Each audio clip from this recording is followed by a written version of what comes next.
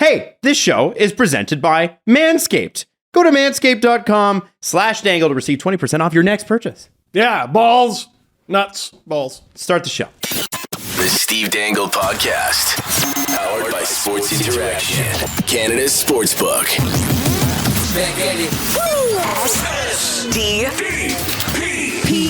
The Steve Dangle Podcast with your hosts, Steve Dangle, Adam Wilde, and Jesse Blake. Let's go! Devils fans, you know I got you. The Devils are an absolute fucking wagon. Absolute Fisher-Price status. But we're not going to talk about that today because there's other things to talk about today. Devils fans, I know normally Devils fans, like Lakers fans, they're used to being the center of attention, but we're not talking about the Devils right now. We're not talking about the Devils. We got other stuff, including Jesse's first hockey injury. Yeah! Jesse can't walk properly. What happened, Jesse? Rachel's Raiders are having to dip into LTIR for the Easter Seals tournament. No, I've been learning to pivot like really quickly. I've been trying to really get better at hockey quickly, and I've been pushing myself, and it caused me to sprain my ankle on Friday, and I've been bedridden all weekend, and this is the first time I've gotten out of my bed to do this podcast. Show us your foot. Yeah, I'll show the camera. Show the foot. Where's the feed people? Feed people. Yeah. Where are my feed people at? So yeah, it's wrapped right now for everybody listening. I got a big tape job on my ankle, but I'll be back on the ice in like couple days. Yeah, there it is. That's what you. I don't think I'm gonna miss a skate. So we got a skate coming up in not this Friday, but next Friday because we took Friday's Remembrance Day and Easter Seals, so we're not having a skate that day. But the week after, I'll be back on the ice and not missing a game with my boys. But you're out of the tournament. I'm out of the tournament this Friday. So you're out of the games, just not the scrimmages. The scrimmages I'll be out there. Those are playoff games. Can always rely on Jesse to show up for practice. Yeah. Not the game. Yeah, not the game. We're talking practice. If it was like, if you guys really needed me on Friday, like I'd push through, I'd dry sidle it. One leg out there. Fucking it's 4 goals a game. All the power coming from your left ankle. Oh, yeah. Everyone was on the ice, and I'm just looking, and I see Jesse sitting on the bench, and I'm like, we have like a man in his 70s who plays with us, and I'm pretty sure Jesse's not winded. What happened? Yeah. And you just took a tumble. I took a tumble pivoting, yeah. But I did, give me some credit. I went out there and I tried to get another shift in. And worsened your injury. And I realized my ankle was fucked. That's good. It's really good. That sucks. Not a high ankle sprain, apparently, but still a sprain. Not a high. I thought at first it was high ankle sprain, but thank goodness, because that would have been a couple months recovery. But it looks like I'm going to be 6 weeks fully recovered. Well, because you had it ultrasounded. Yes. Because I have a physiotherapist in the family. There you go. Which was cheat code. Yeah. Important. It's good to have cheat codes in the family. Yeah. Hey, okay, so that obviously bringing up Easter Seals. Steve, you got something to mention. The tournament is obviously this Friday. Thank you all for everybody that's donated. My gosh, like we haven't even had the chance to do that with everything going on. So thank you if you donated to us or to anybody on any of the teams. You know it's going to an amazing group. What did you want to say, Steve? So noon tomorrow, noon Eastern, November 8th is the end of a raffle. So my Dangle 10 jersey, now I wear 20, I used to wear 10, I'm going to be raffling off for Easter Seals. I think it's the jersey that I wore on my book cover, but I'll sign it for you wherever. All you got to do, there is a link that we'll link to down below, to a tweet. All you have to do is make a $5 donation minimum to my Easter Seals page to be entered, and respond to the tweet with proof that you made that donation. If you've already donated, A-okay. You don't have to do it again. Don't worry about it. If you want to, go ahead, but you don't have to do it. Don't worry about it. So if you've already done it, just provide proof. If you want to do it, just do it, and then provide proof. And then we'll pick a winner. And there you go. And Strum. You're returning to streaming. Please, Dwayne "The Rock" Johnson. Finally, the Steve has come back to PS4.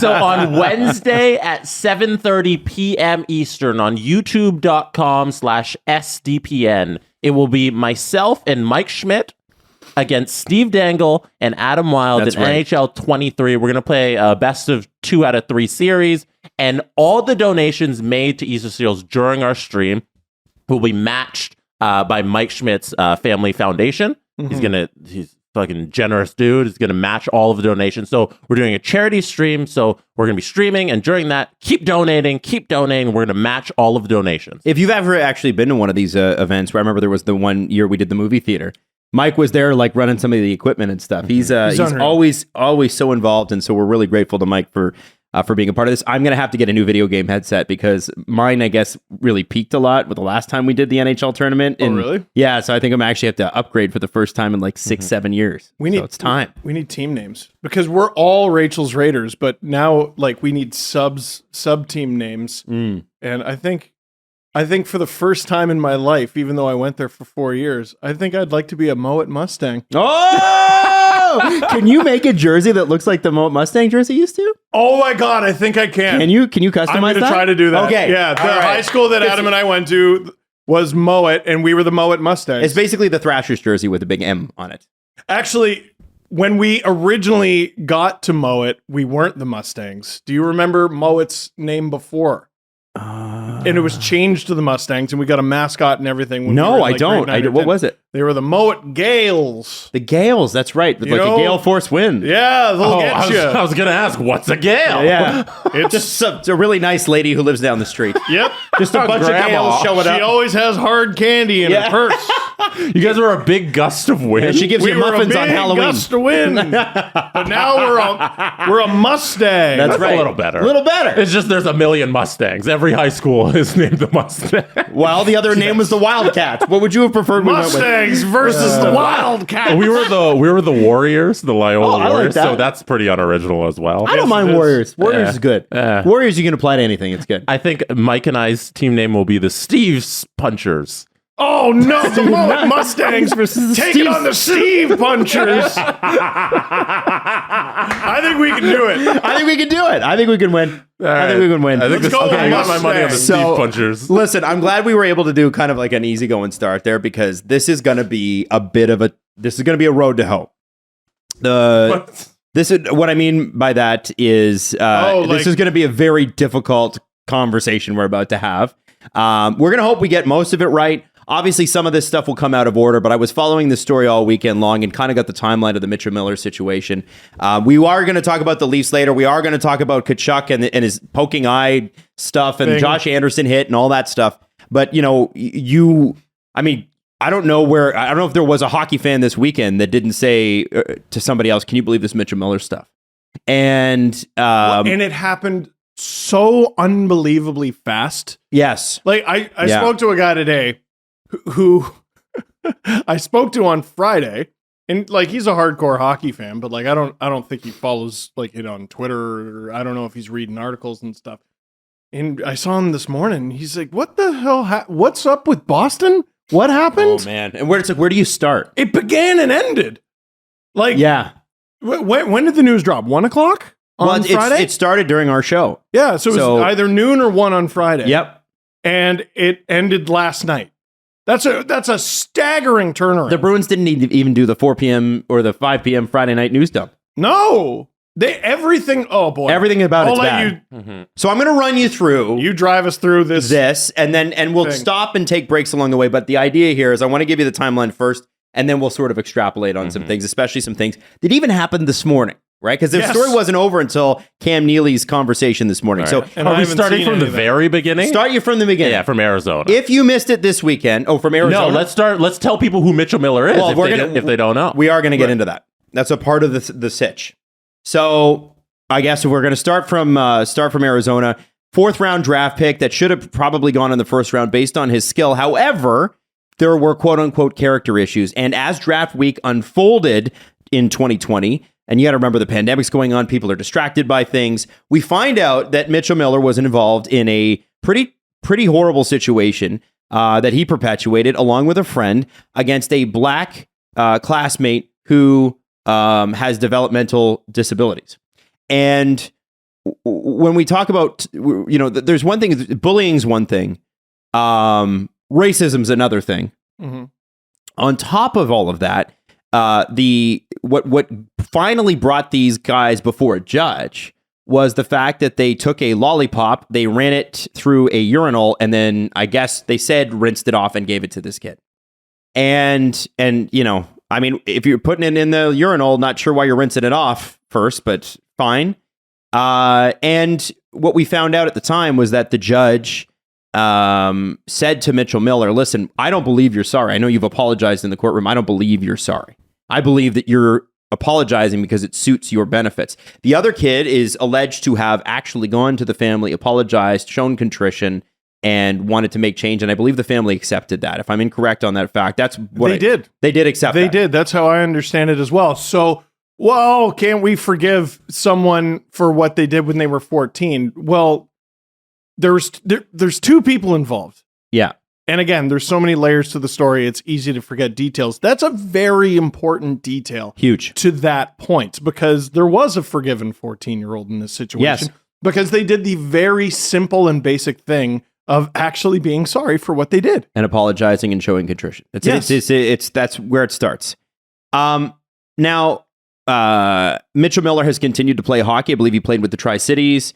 And from what I understand, the social media team there, obviously, every time he was mentioned, there would be negative feedback on the social media accounts to the point where they were just blocking people who, which is, he's also played with the USHL or USHL. It was Tri-City of the USHL. Yeah. I believe there's a Tri-City in the WHL yes, too. so not to be confused, Yeah. right? And he also, by the way, he had a college, there was some sort of college application, obviously, that they finally said, I think it was North Dakota, said, no, you're not coming here. Yes, and that was he back was committed, I believe. And there were other colleges knocking at the door. Right. And they all said, no, we're not going to do this because character is a part of your entry on a scholarship, obviously. Yep. Now, fast forward to this weekend, because obviously in this situation, there are going to be those who are like, well, he's good at hockey. He'll probably pop up again sometime soon. And it's funny that we didn't. You are skipping over the bit where the Coyotes drafted him and then rescinded the pick. Right. Mm-hmm. Sorry, I guess I should say that. I keep forgetting that not everybody knows that. Yeah, the Coyotes, so he wasn't going to go, nobody wanted him. Yeah. Nobody was going to draft him. He was on a lot of teams' do not draft list. And the Coyotes at the end of their what the fuck are they doing era?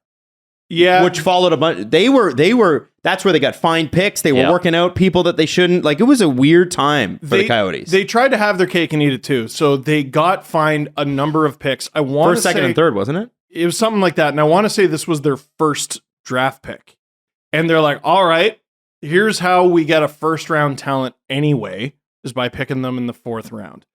The backlash was fast and mighty, despite the fact that we were all basically huddled to our computers at the time. That was only several months into COVID. And within a week, I believe, they rescinded the pick. Mm-hmm. Oh, within a few days. Within a few days. So, and I want to say it was Steve Sullivan. I don't remember. Was it Steve Sullivan? And you are correct about their draft that year. Because remember, the draft took place in October of 2020 because the season was pushed back. See, I forgot. And in at that point, that was Arizona's first pick of the draft, was in the fourth round. And that's how they tried to get Mitchell Miller. So they got fined their first three picks, and then they blew their fourth. Yeah. And then they picked in the fifth round. Mm-hmm. So, wow. If you missed it this weekend, because again, so I am going to fast forward now to Friday. So that whole time since that 2020 rescinded draft, he's been playing the USHL for the Tri-City Storm, and he's been putting up numbers. And I apologize because I think I just assumed everybody knew that, but I don't think that's fair to you to just know that. I remember that things and forget them, of course, and I also we just know it because we know it, right? So if you missed it this weekend. Starting around lunch on Friday, the Bruins announced that they've signed Mitchell Miller. And I'm going to give you a brief synopsis of where this is all going to go. They then watch the same stories that have been publicly available to anyone about Mitchell Miller float around the internet a bunch of times, especially on Twitter. And then at the end of the weekend, they end up terminating the contract based on what they called new information. So how did we get here? So let's start with Friday. This is the first statement that came out. And that was from Mitchell Miller, which was, when I was in 8th grade, I made an extremely poor decision and acted very immaturely. I bullied one of my classmates. I deeply regret the incident and have apologized to the individual. Since the incident, I've come to better understand the far-reaching consequences of my actions that I failed to recognize and understand nearly 7 years ago. I strive to be a better person and positively contribute to society. As a member of the Bruins organization, I will continue to participate in community programs to both educate myself and share my mistakes with others to show what a negative impact those actions can have on others. To be clear, what I did when I was 14 was wrong and unacceptable. There is no place in the world for that being there's no place in the world for being disrespectful to others, and I pledge to use this opportunity to speak out against mistreating others. Now, I mentioned this. We talked about it Friday. There's 3 mentions there about how old he was when it happened. 7 years ago, I was 14. It was unacceptable, but I was 14. Now, Don Sweeney had a news conference later that day. GM of the Boston Bruins. That's right. Don Sweeney is the GM of the Boston Bruins. Again, context, right? Matter. Mm-hmm. And at that time, I don't know that Don Sweeney was quite prepared for what reporters were going to ask. He sure gave off the impression of someone who did not want to be a part of this. Well, and this is the question I have for hockey people. Are you that insulated that you didn't expect this, or are you just stupid? I could be wrong here, but just based on what we know right now, I don't think Don Sweeney wanted anything to do with this. I think he knew what he was getting into and he thought it was a bad idea. So what he said was, listen, we're going to continue to work with this guy. He's worked with, he's worked with some organizations. We've seen a little bit of progress or whatever. And frankly, he's like, this isn't about forgiveness. He's like, some people will just never forgive this. And he said, if it happened to my kid, I don't know if I could forgive this. But the Bruins then also made a statement. And this is where it gets even more interesting. The organization at large. That's right. Yeah. This is from Cam Neely. Representing the Boston Bruins is a privilege we take seriously as an organization. Respect and integrity are foundational character traits we expect of our players and staff. Prior to signing Mitchell, our hockey operations and community relations group spent time with him over the last few weeks to better understand who he is as an individual and learn more about the significant mistake he made when he was in middle school. During the evaluation period, Mitchell was accountable for his unacceptable behavior and demonstrated his commitment to work with multiple organizations and professionals to further his education and use his mistake as a teachable moment for others. The expectation is that he will continue this important educational work with personal development and community programs as a member of the Boston Bruins. And then it goes into his stats. So just please tuck this somewhere for a few minutes from now. The Bruins spent several weeks with this kid. Several weeks with this guy. Mm-hmm. So take them at their word. Mm-hmm. They spent several weeks with him.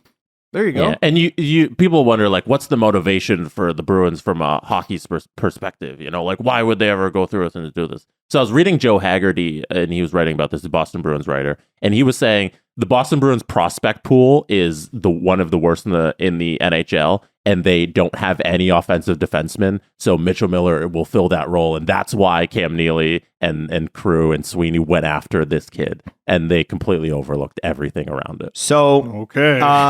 So then, of course, what we said at the time, and people were calling me out. The Islanders fans especially didn't like this, but when I tweeted this out, we said it on the show.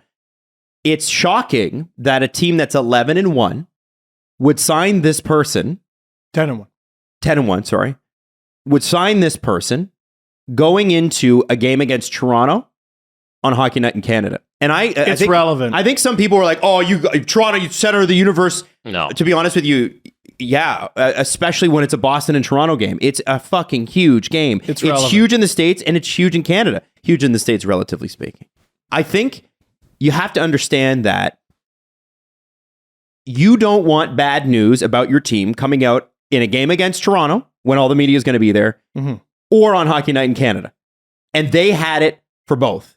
Take it outside of hockey. I when I was younger, got to do the visiting room for the Jays. Mm-hmm. And I knew when the Oakland Athletics were in town, and I knew when the Red Sox or the Yankees were in town. It's different, and it's no disrespect to the Athletics organization.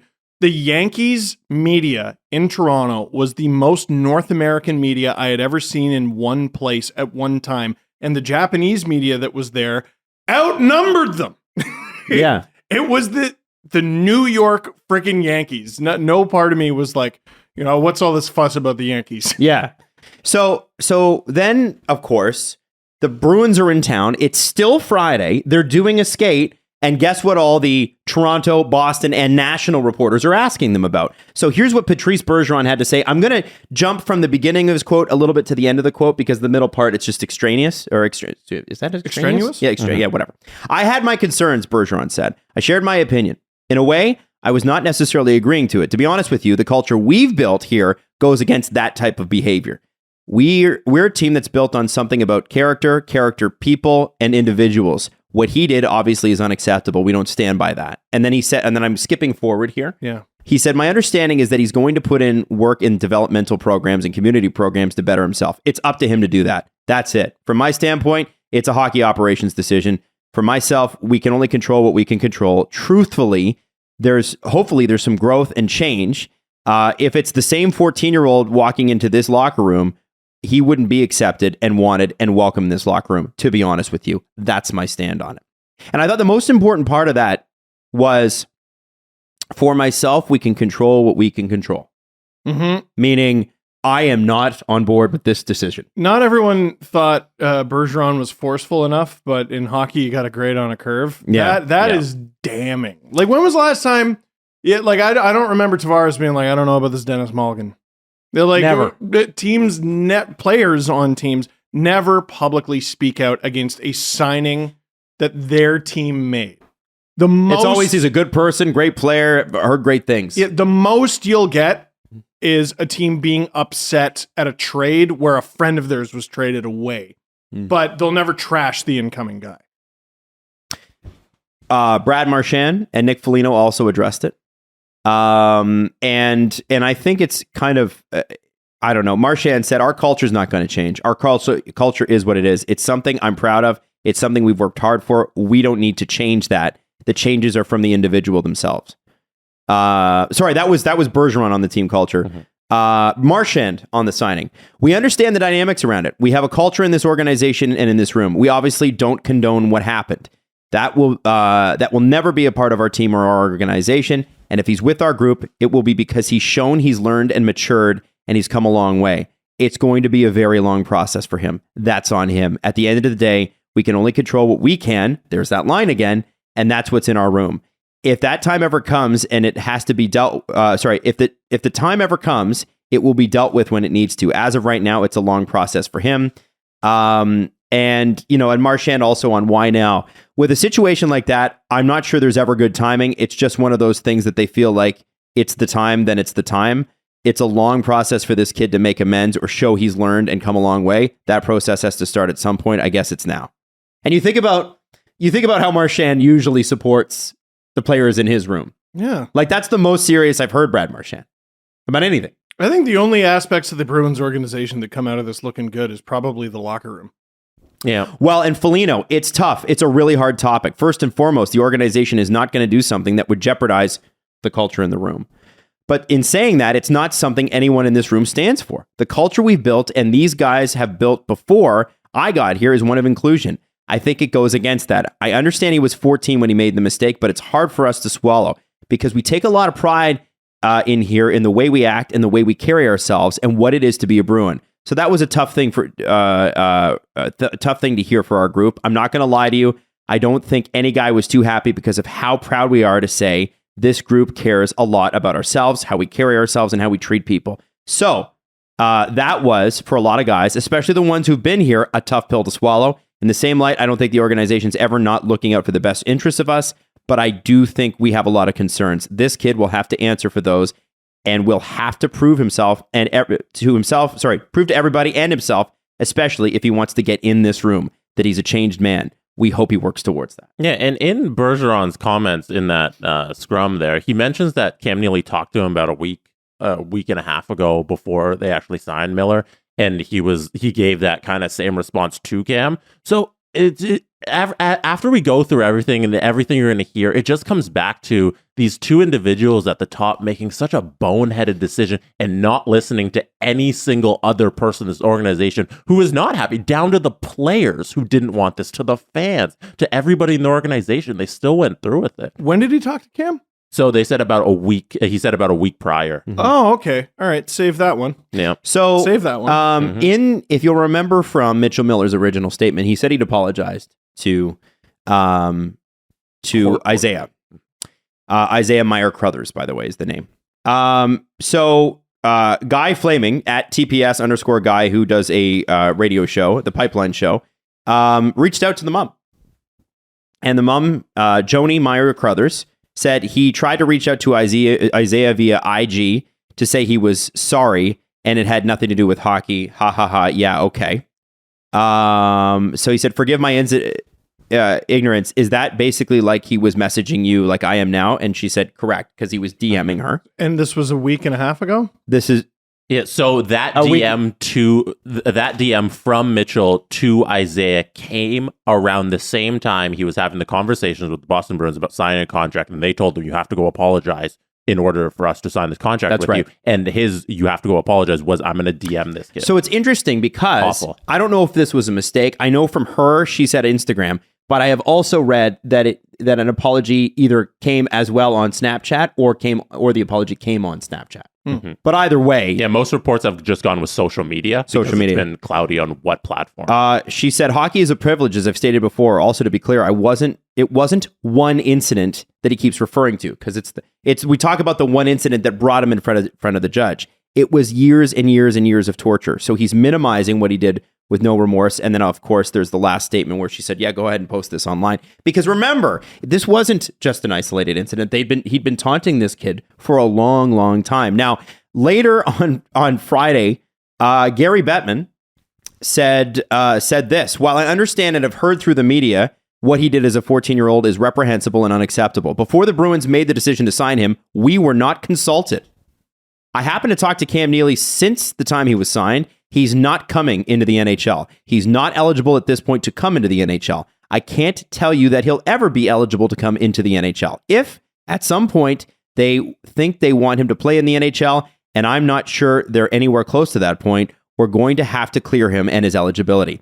So it will be based on the information that we get firsthand at the time. So the answer is they were free to sign him, and for him to play somewhere else, that's another organization. But nobody should think at this point that he is or may ever be NHL eligible, and the Bruins understand that. So the timing of that is so fascinating, because it just underscores how little the Boston Bruins thought about this whole thing. Not only did you do it, you made this signing the day your team is in Toronto, the biggest hockey media market in the world. Not only did you do it the day before Hockey Night in Canada, the biggest hockey night in the world in hockey, you did it hours before Gary Bettman has to speak to the media. The only reason we have a quote from Bettman on this is because he was at a podium in Finland. Otherwise, we probably wouldn't have heard from him all weekend long. They would have probably had private conversations. But they decided to release this signing a couple hours before Bettman has to talk to the world. You guys are so fucking stupid. And that Friedman sit down with Bergeron at a hotel, like, I'm pretty sure that was a pre-scheduled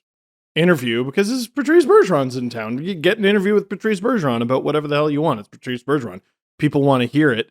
And that became the focal point of the interview. That's the only thing I was talking about. Of course it had to be. Now, of course it had to be. Now, so here's what happens, though. Gary Bettman comes out and says he's not eligible.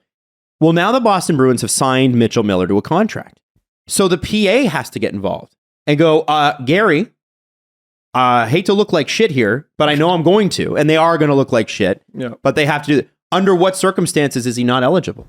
You registered the contract with NHL head office. It's been approved. What do you mean he's not eligible? I'm not going to lie. I never knew at any point he was banned. I knew the Coyotes had relinquished his rights. Mm-hmm. I knew no NHL team had his rights. I didn't know he was ineligible to play in the National Hockey League. And so this is what I'm wondering, because, and this is just conjecture on my part, but I wonder if the Bruins were like, if we do everything legally by the book, there's not going to be much the NHL can do.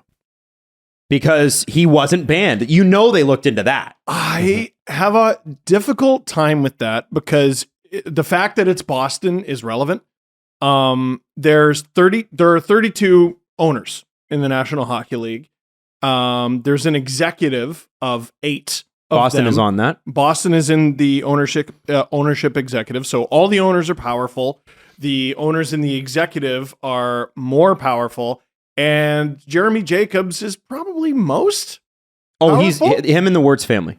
Jacobs family and the Wirtz family are the two most powerful families in the sport. So in terms of influence on the National Hockey League, like Jeremy Jacobs is 1 or 2, right? In the NHL. I doubt he was like, fucking, I'll just pull the wool over Gary's eyes. I would be surprised if he knew, and I imagine he's one of the many grumpy Gusses. Yeah. See, I'd be shocked if he didn't know. You're giving him way too much credit. Look at everything that just happened. I think Cam Neely and Don Sweeney just went out and made a signing. I think they have carte blanche to make signings, and they thought this would just go under the radar, else they wouldn't have done it. Small correction. I think they had. Yeah, Carte blanche. honestly. So I don't think they do anymore. I wouldn't be surprised if one of them let's keep moving with the timeline here, Yeah. though. Mm-hmm. So the PA was like, "Hey, wait a second.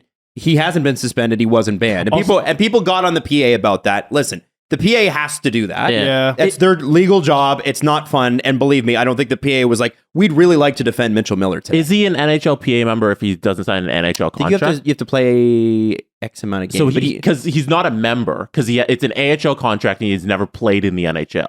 So, to say a player's banned without any proof, but the PA is going to have an issue with that. Defending the right for people to be banned from the NHL. Yeah, you as have to ban player. him. But they're not necessarily defending his contract because he's not a member of the NHL PA. No, but I think people were just mad, and Yeah. you got to remember, lawyers have the unfun job of defending the guilty. And I don't like the precedent that the NHL can ban you even if you're under NHL contract. Bingo. So which he wasn't. Which he was. So it's important here too that you understand. It's a weird area, yeah. It is a bit of a weird one. Very strange area. So it's important here that you know that, of course, Gary Bettman and Bill Daly, they run the NHL. They basically, what they say goes, right? It's sort of them and the NHL executive. Like, you can be an owner in the NHL, but to say that you really have any power in the NHL if you're not in that top 8, you really don't. You don't have much. Rules that are malleable. Right. And so when you have Gary Bettman coming out and criticizing an organization like Boston, you have to understand what a big deal that is. The context, and I don't expect a lot of people to give a shit about the ownership situations. Like whatever, my team's under good ownership, they're spending money, I don't care. But to be honest with you, it's like I don't even know how else to describe, but it's literally like MLB coming out and saying to the Steinbrenner family, "Hey, you guys really fucked up and made us look bad." Like they just wouldn't do that. The Boston Bruins are in a huge part of where the NHL's direction is at all times. You have to remember that. Now, Eustace King, everybody was like, who is this guy's agent? And it sort of started to come out. On Friday, we heard about it, and then for Saturday, it was sort of revealed that Eustace King is Mitchell Miller's agent. Now, Eustace King put out this statement. He said, "The decision to take on Mitchell Miller as a client was not one that O2K Sports made lightly. As one of the very few black NHL agents in the league, a member of the NHL's Diversity and Inclusion Committee, and as a black man who has spent his entire life in hockey, I understand the gravity of the situation and respect the fierce emotions and reactions to the initial reporting and commentary around Mr. Miller's past behavior. O2K Sports would not have agreed to represent Mitchell, without months of research, deliberation, introspection within our organization. Months! And conversations with outside advisors. Moreover, when deliberating whether to represent Mitchell, we learned throughout the last 6 years Mitchell has been volunteering at organizations such as Spread the Word Campaign, Little Miracles, Adaptive Sports of Ohio, Gliding Stars, and furthermore, this summer, Mitchell and I met with and committed to working with the following: Bill Proudman, white men as full diversity partners. So Bill Proudman, white men, as it's such a weird name, but that's what the name is. Sure. The Carnegie Initiative and Hockey Equality. Also, before signing the contract, Mitchell met with and committed to working with local community projects such as Bullying Prevention Program, After School Program, and Youth Guidance Program. We believe in restorative justice. Mitchell and I are on that path together, and I welcome you to join us. O2K Sports Management believes in accountability. So does our client. After weighing these factors, we came to the conclusion to embrace a forward-thinking approach of Professor Loretta Ross and chose to counsel, not cancel, as a path to racial healing and understanding. Now, the Carnegie Initiative, if you're not aware of it, stands for something pretty cool. They are for inclusion and acceptance in hockey. They work to ensure that hockey is inclusive, supportive, and welcoming to all. Okay, and this is their statement on November the 6th. So that's yesterday. Mm-hmm. This morning, Eustace King of O2K Management released a statement that referenced the Carnegie Initiative as it pertains to Mitchell Miller, the Mitchell Miller situation. To clarify, the CI, or the Carnegie Initiative, was approached to consider working with Mitchell as he addresses his own recovery process related to social justice issues. This is one of the many requests the CI frequently receives to collaborate on efforts to make hockey culture more inclusive. To be clear, we have not worked with Mitchell Miller. Mm-hmm. That said, we do encourage everyone involved to have the direct, difficult conversations needed so that we can all find positive healing paths moving forward. Again, he did not work with an organization that they said to the Bruins and publicly that he had, that he committed to working for. The Bruins... They released another statement, the Carnegie, Andrew Carnegie. Sorry, I can't, is the... what's the other statement? So they said last night, to further clarify, I must follow the earlier statement that Eustace King did not lie in his release this morning. Eustace King and I did meet with and discuss Mitchell Miller's path forward. My intent was always centered on finding a way for all to heal and grow. We mutually agreed that Mitchell's best path forward was to be vocal and own what he had done, followed by him finding his voice to speak loudly as a change agent in hockey. Under these circumstances, we found it best to move on and not pursue engaging the CI. That decision in no way diminishes the trust that I have had for over 20 years and continue to have in Eustace King. Okay. I'm confused by that statement. Do you understand it better than I do? I think Eustace King misrepresented what Mitchell Miller has done and has gone through. I think blatantly in his statement, putting the CI in there and being like, Mitchell Miller has done work with the CI. No, you met with them to talk about a path forward. You said you committed to that. That does not constitute working with them for change and being the agent of change. This would be awesome if Mitchell Miller was an agent of change and was vocal in what he had done, but none of that happened. So putting the Carnegie Initiative in your statement there saying he worked with them is misrepresenting what actual journey Mitchell Miller went through, which he didn't go through. Now, NBC 10 Boston came out with an article, and it talks a little bit, and this is pre the release of Mitchell Miller, which is where we're all headed. They interviewed Joni Meyer Crothers, who the Boston Bruins, by the way, did not. They didn't talk to her. She said, he told our son that his black mom and dad didn't love him. That's why he had white parents. On a daily basis, he was called the N-word. Miller would ask Isaiah to sit with him on the bus, and as soon as Isaiah would sit with him, him and his friends would punch Isaiah in the head nonstop, and all he wanted was friends. So he was an easy target for Mitchell. And of course, it goes into more of the details. So she said, when Mitchell Snapchatted my son, which is why I wasn't sure, a week and a half ago, and he apologized, he said, it has nothing to do with hockey. Well, it has everything to do with hockey, she said. We were going to hold him to a standard that he needs to understand that each and every one of us as individuals look in the mirror every day and have respect for others and have to be, unilaterally inclusive. This was years of abuse. The Bruins can say he made a mistake, but they need to get their whole story straight rather than minimizing what happened. And remember, the Bruins and Miller both said isolated incident. Very clearly, the victim's family does not feel that way. And Mitchell Miller has never gone and apologized face-to-face. A social media apology is not an apology. You had 2 years since the Coyotes relinquished the pick to go knock on the door and go, you know what? This is horrible. I'm really sorry. I'm going to work on myself. Let me get to work volunteering for organizations. And it's fairly clear that none of that happened. This is the thing, right? I did see some mutterings that, nothing's ever going to be good enough for that family. There is a standard. There's a very obvious standard to be set. Make an apology and make it sincere. There were two boys, let's call them boys. There were two boys involved. One of them got forgiven because they were sorry. That's it. They had to be sorry. Mitchell Miller and the people around him have over the course of years, made his path to redemption harder and harder and harder. If he was just sorry and apologized when this all happened, he'd probably be in the lineup for the Coyotes right now. Forget the Bruins. The Coyotes would have never had to relinquish his pick. It's not the Hockey Hall of Good Guys, I always say about the Hall of Fame. And like, NHLers have come back from prison sentences to play in the National Hockey League.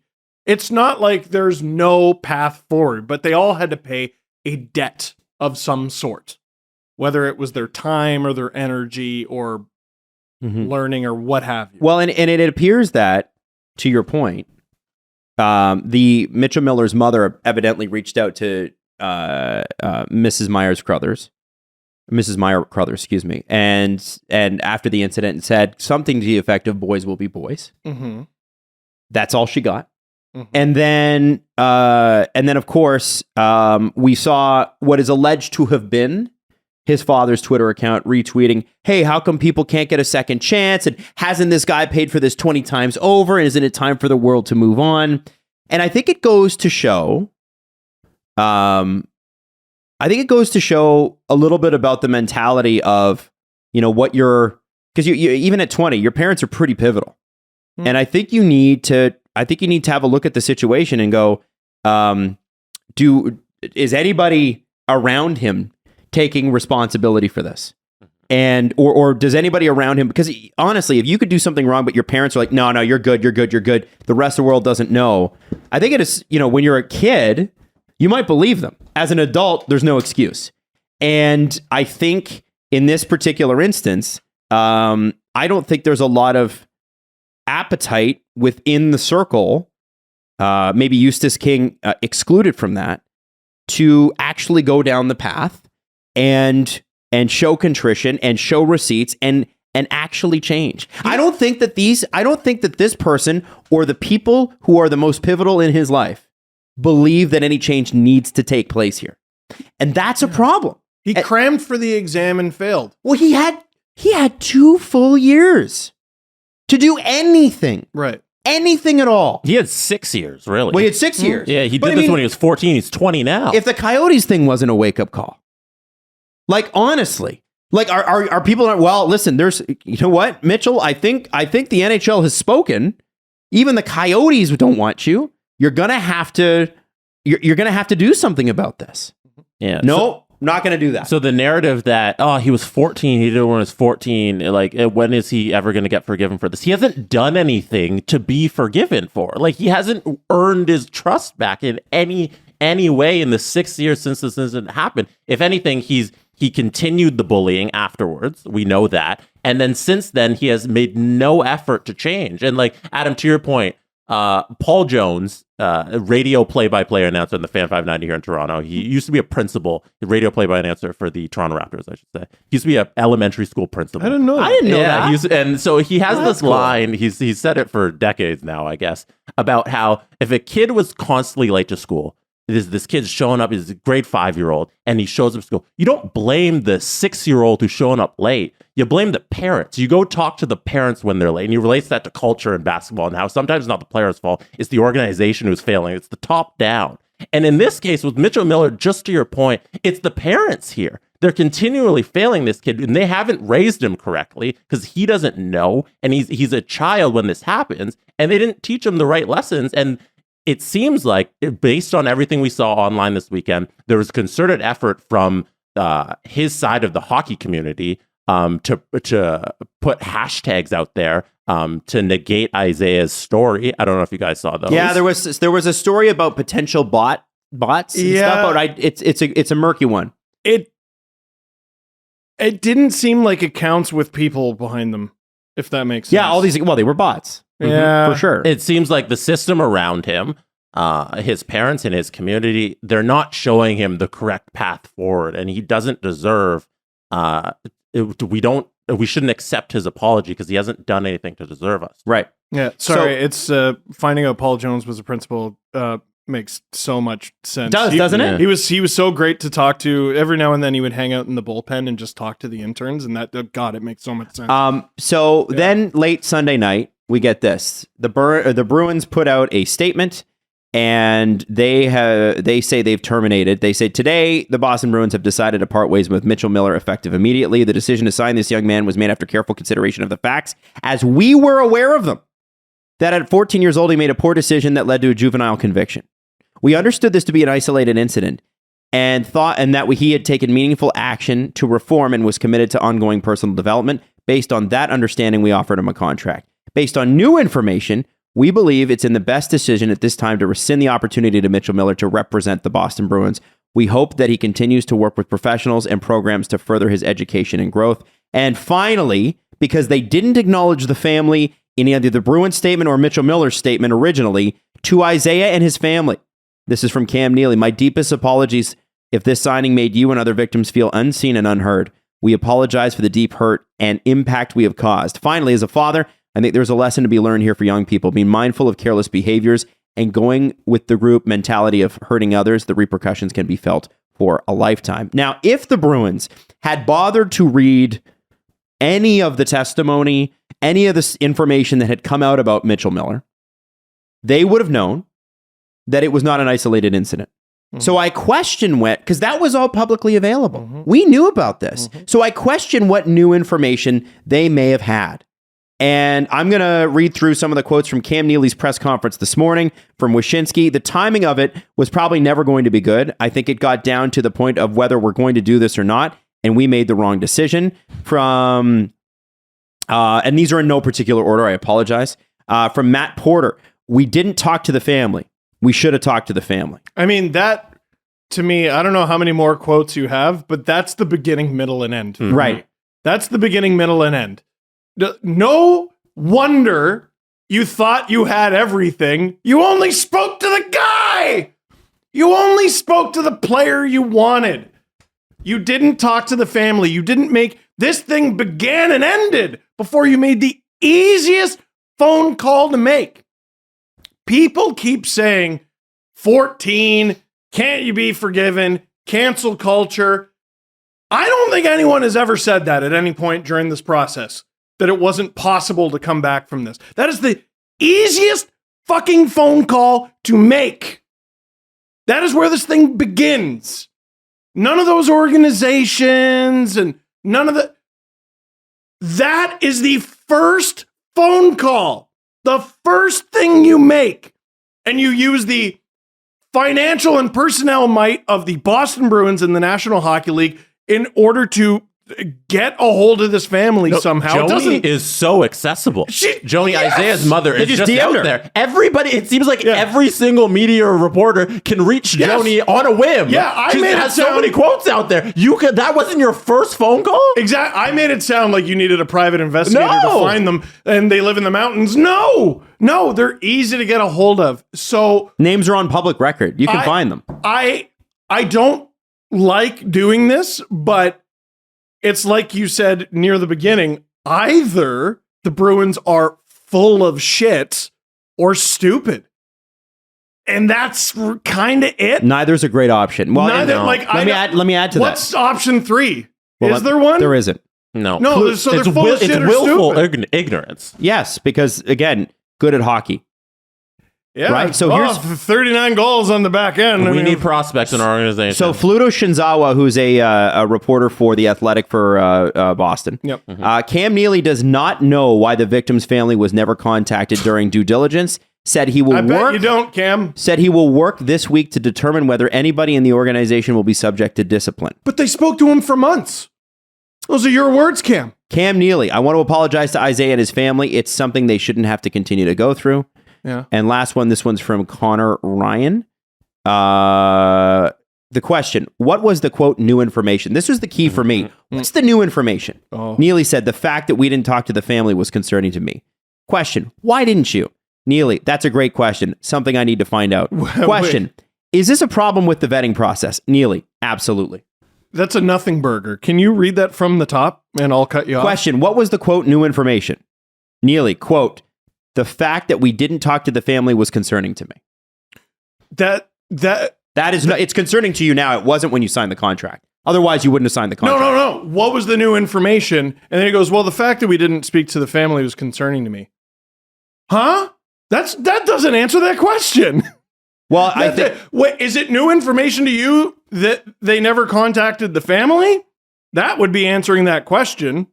Here's what feels weird about this. This feels to me, Cam Neely is saying, I was not aware of these things. So first off, he's either willfully ignorant or he's stupid. He didn't know. But he didn't pay third, he didn't pay enough attention, which is a combo of both. And I wonder if that's what happened here. I wonder if it did actually happen below him, but now it's on him because he trusted his people and wasn't over their shoulder. And you know what? I don't care how much you trust someone. You want to make a move like this, you better know where every comma and every period end. Mm-hmm. You better know, man. You better know every detail. So him answering that, going, the fact that we didn't talk to the family was concerning to me, because I bet Neely, who probably has, unless he's got his own Twitter, probably has a few burners out there, as all general managers do.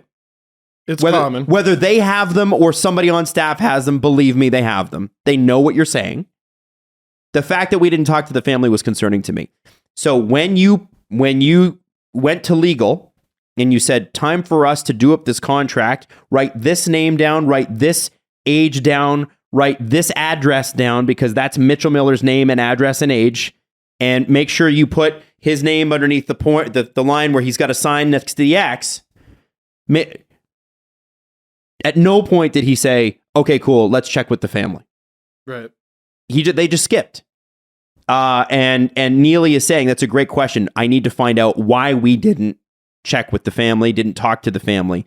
And is this a problem with the vetting process? Absolutely. So to me, that's Cam Neely saying, listen, we fucked this up. I don't know if he's truly taking responsibility for it. He did apologize for it. It might be too late anyway. But I personally am trying to figure out what happened here. And unless he's just passing the buck and going, yeah, fuck these guys, they're taking the fall for this. Yeah.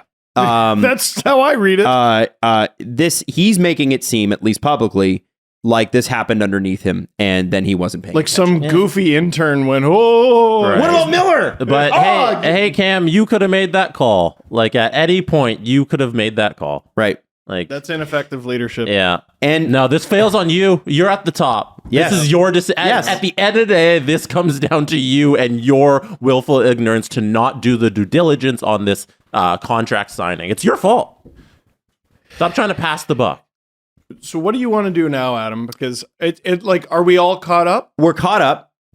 So I want to ask this. Because this complicated future, I think, here. Well, I want to ask this. First off, the NHL is going to have to find some way to keep Mitchell Miller out legally, because they still haven't done that. And I think the NHL thought, we don't need to ban him. Who would be stupid enough to sign him? Yep.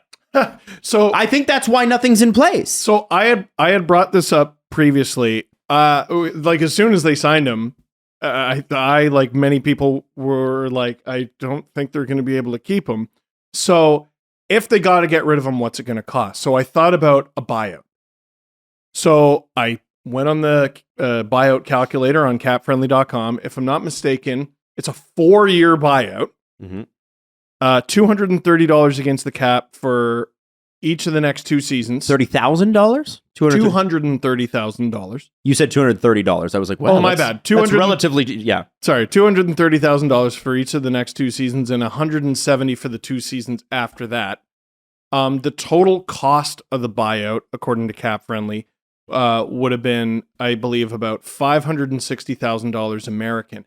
That number, if I'm not mistaken, would not have included the $95,000 signing bonus that they gave him. So this mistake would have cost the Bruins money on their cap for the next 4 years and about somewhere in the neighborhood of $650,000 American in actual cash. Did they just hand this? My understanding was that this was an ELC, which would make it an NHL contract. That's because you mentioned earlier, Jesse. Yeah, that it was AHL. My understanding is that they gave him an AHL deal with no. So that we got that wrong when the news broke. Okay. But I think we got it wrong because he signed and was immediately being signed to Providence. This was not an American Hockey League contract. This was an NHL contract. He signed an ELC. A pro deal. And the AHL also said he's not playing here. Mm-hmm. Yeah, Scott Housen, former GM of the Columbus Blue Jackets, who's now the commissioner of the American Hockey League, they just basically follow the lead of the NHL. So he wasn't going to be able to play in the NHL. He wasn't going to be able to play in the AHL. It's probably not worth it to play in the ECHL. So I don't know where this guy is going to play if he wants to play. Well, he was so much playing harder the whole time. He was in the USHL. Not this season, I don't think. Maybe. Regardless of that, let's talk about this, because this is something. He played 60 games for Tri-City Storm last year. Yeah, last year, but this season he hasn't found a team yet. Right? So this is the question, guys.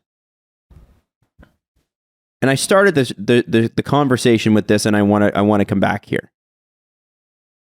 After all that's happened in the last 2 years, are you so insulated in hockey? Yeah, man. That you didn't pay attention? Forget the last 2 years. Try the last 10. Are you so insulated in hockey that you didn't pick up any of that? Because I have a really hard time believing that anybody... I remember, what was his name? The Philly coach during the bubble. You know, they were asking about the Black Lives Matter protests. Vigneault, he's like, I don't know. Yes. I'm just focused on hockey. Bullshit. You see the news. Everybody sees the news. Come on. But So hang on. Yep. So Cam Neely, Don Sweeney, et al. Whoever else is involved in Scouting this group. department. Scouting, player development, whoever you want to, the entire department. Yeah. All of you were so engrossed in hockey that none of you learned anything from the past few years? None of you? And this is where it's hilarious, because people are like, well, I'm just focused on hockey. Okay, but if you didn't pick that up, you ignored it. My point is, I don't think they took what happened over the last few years seriously. I don't think that they understand that expectations from fans are not the same as when Cam Neely was wrist in 50 in the early 90s for the Boston Bruins. It's not the same anymore. We expect different things, better things, more from our athletes these days. And we've just raised it to a reasonable expectation. Mm-hmm. Hey, can you not be a racist? Can you not bully a kid with developmental disabilities? And if you did, maybe apologize for it? Yes. And this is the thing, man. I think that they probably sat back in their office a little bit. This is me conjecture, and said, well, it's just the woke culture. It's cancel culture. Because I'm hearing a lot of that. I'm telling you, I'm hearing a lot of that these days from people. Mm-hmm. And I'm not for canceling, quote unquote, people, canceling people. I am for people who apologize and who show contrition and go and make the changes they need to do. And because there is a debt that you mentioned, there's a debt that you have to pay when these things happen. But what I see is a team that is desperate to restock its cupboard. Guys good at hockey. Okay, there'll be some bad PR. But we're 10-1. We're top of the league. It's the last ride for these guys. Bruins fans will get it. They'll get it eventually. Yep. They'll get it eventually. And you know what? We'll work with the kid. Kid hasn't done any work, guys. Yeah. Hasn't done any work. He tried to, before I make my next point, to take it away from the Bruins for a sec, this comes from Mark Diver of the New England Hockey Journal and NHL.com. He's got nearly 16,000 followers. He tweeted, for what it's worth, an observation on Mitchell Miller from an NHL scout I ran into this weekend. I wish my team had signed him. Oh, God. And this was tweeted yesterday afternoon. So they got to see the blowback and we're still like, you know what? I wish we had done it. I hope that quote is from a perspective in that, like, everything outside of Mitchell Miller's hockey play. You know, I don't think it is. That's awful. I think the Bruins need to acknowledge even more the amount of people they hurt in the hockey community, especially their own fans. Not only their own their fans. Credit to Bruins fans. It seemed like 100% they weren't on boards. They came out. They had a campaign to email the fan relations ticket office. They spammed that email to the point where the email had to just churn an automated bounce back to all the people who were flooding them with how unhappy they were. They flooded the Twitter accounts of the Boston Bruins social media accounts Good on them for doing that. And they hurt all of their fans by this signing, showing them the culture that they're trying to put out there, and the fans said no. And plus, just hockey fans who are affected by things like this. I think about a dear friend of the podcast, Chanel, who had amazing tweets. When things like this happen, these people who make these decisions, like Cam at the top there, they don't realize that they're pushing fans who don't see themselves within the game even further away. They're reminding them that, hey, you can bully a disabled child and get away with it and still play and still get a role in this game. And you're hurting these fans and ruining the game by making these signings. And the Bruins and the staff that make this signing, they need to come out and just, I don't know how long they need to apologize, but what they've done so far hasn't been enough. I think they need to show some contrition, and I think they need to go and volunteer for some organizations. One thing I'll say, there needs to be some serious work done within the organization to teach these people what is right and what is wrong. I gotta make say, the game for everybody. Bruins fans who organized that deserve a ton of credit because, first off, I want to say, Boston Bruins dressing room, great. Oh, that was great that they did that. 100%. Bruins fans, that was great. 100%. That was great. And the one thing I'm learning is we use hockey culture as like a big term, right? Like it's a big, all-encompassing term, and it has a ton of problems as we're talking about right now. But I can tell you this: fan culture seems to be doing a heck of a lot better than it used to be. Player culture seems like those guys learned. Seems like those guys stand for something. Maybe we need to have a good old-fashioned look at how the game's being managed. Hockey Canada, NHL without a sexual assault policy, the people who Boston don't Bruins get signing Mitchell Miller. The people who don't get it seem to be the old guard that are in place. It's the people running it. How arrogant and completely out of touch do you have to be to not even be like, hey, how come this kid's available? He was drafted. No, Galaxy Brain.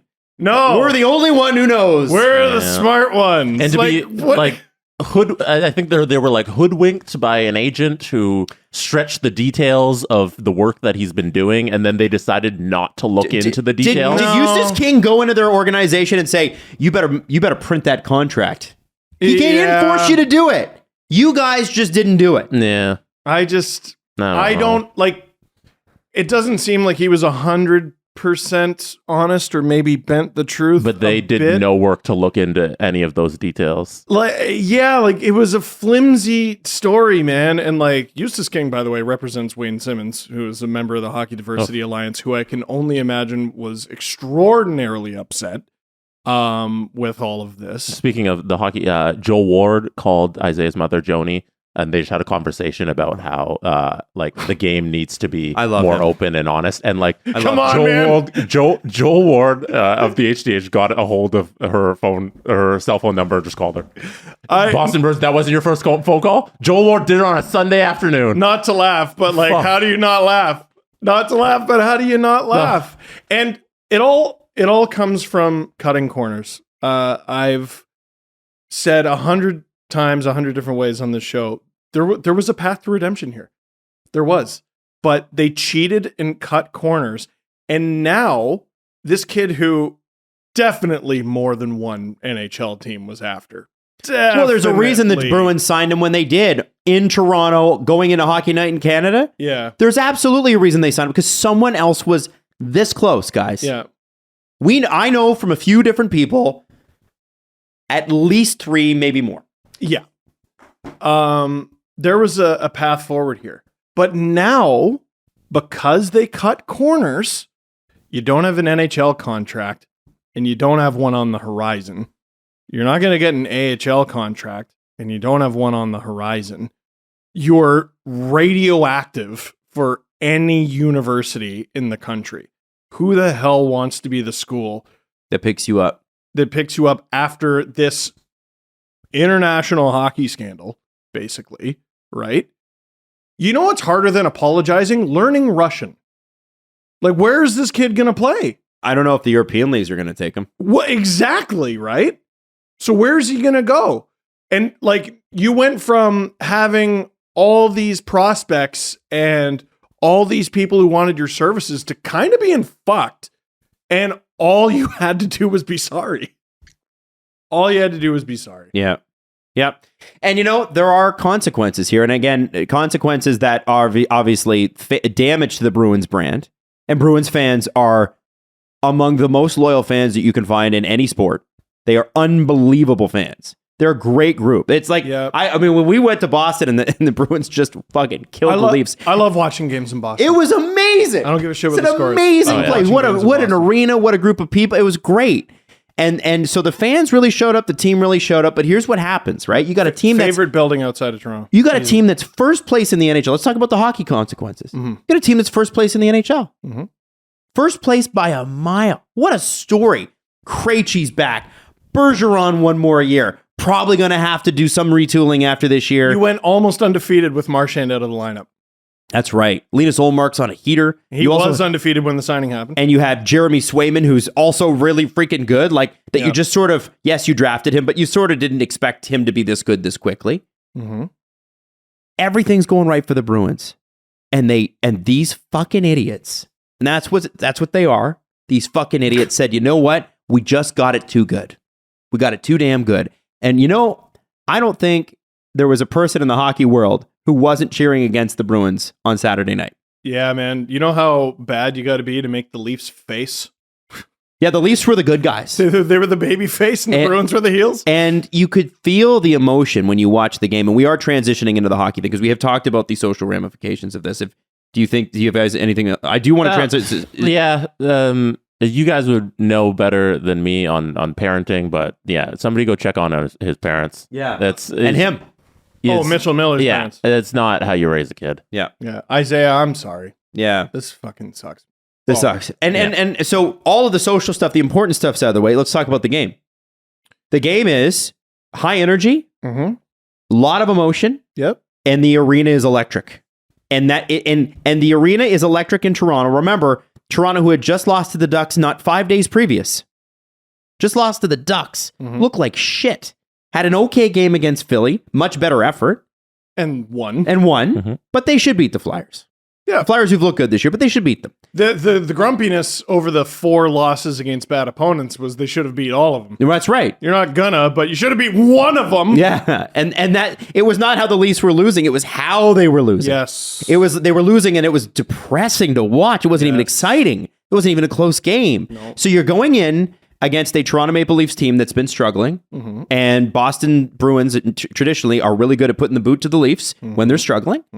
And you've got a crowd that's electric that knows all about this Mitchell Miller situation. You got a team in Toronto that knows all about this Mitchell Miller situation. And you're the leadership group of the Bruins, and you've had to answer questions about this Mitchell Miller situation all day. What a miserable road. There's no way they're winning that game. Well, and they almost did. Yeah. I mean, they and I think it was 2-1.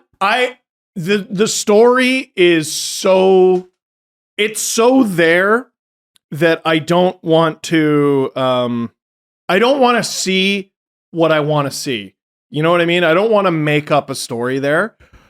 The amount of pucks in prime scoring position that soared through feet and hands and under and over sticks. Bruins should have won that game. The numbers looked favorably on the Leafs. Bruins should have won that game. The amount of chances they had that didn't even end up being shot attempts. They're going in against the third stringer. Yeah. Who's like career goals against average is like 4. His save percentage is like an 866. A third stringer coming in relief. Right. Coming in relief. The amount of pucks, especially the back half of the game, back half of the second and the third period. That's right. Coming in relief because that's right. Yeah, I forgot. Ilya was in that game. That's right. He got injured. Pasternak should have had a hat trick. Yes. In that game. Yep. A hat trick. The sheer amount. You cannot tell me I was seeing things when the Bruins looked rattled. They looked incredibly rattled.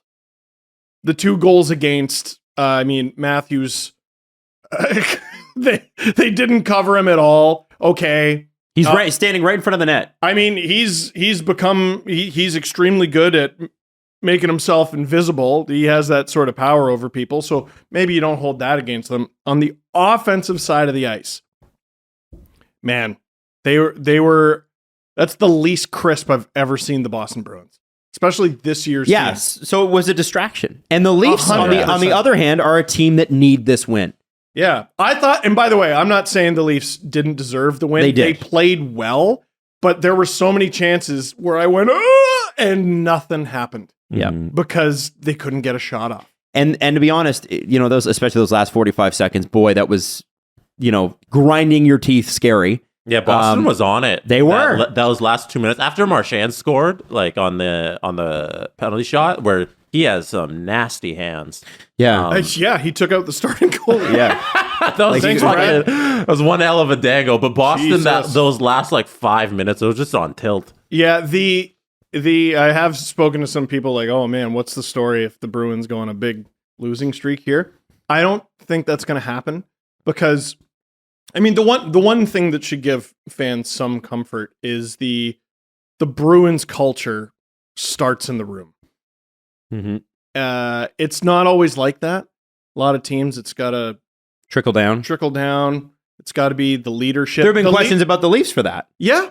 But the leadership of the Bruins is in that room. It's Bergeron, it's Marchand, it's Krejci. Oh yeah. Well, if anything we've seen, the GM and the president are not leaders of the organization anymore. Yeah, Bergeron should be calling Jeremy Jacobs and being like, "Get rid of." I'll be president after this season. Yeah, honestly. Oh, whoa! Why not? Yeah, why not? Jesse. Yes. Steve's in a hurry. Why? I don't know. He seems to be like, hey guys, I need to get in my car and drive home. Steve, what are you doing when you get home? It's just as little as possible. That's right. He's using his Performance Package 4.0 to remove all the excess hair. How dare you? Is it? How dare I? How dare you not read the opening line that Manscaped gave you? Oh, what did they say? I was going to save it for read next it. week. Read it. This holiday season, I'll be giving thanks to our friends at Manscaped. Everyone loves turkey and stuffing, but you'll be looking like dessert with the help of Manscaped's Performance Package 4.0. That is better than whatever nonsense you wanted to say. All right, fine. It was pretty good. That was quite nice. Trim your stockings by going to manscaped.com and using the promo code Stocking? Dangle No, you lost me.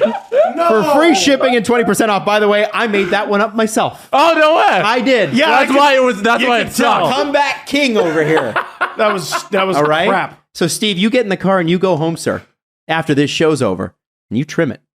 You get to writing better Trim ones. it. Trim your stock. Manscaped.com. Use that code DANGLE for 20% off and free shipping. You heard me. Trim it.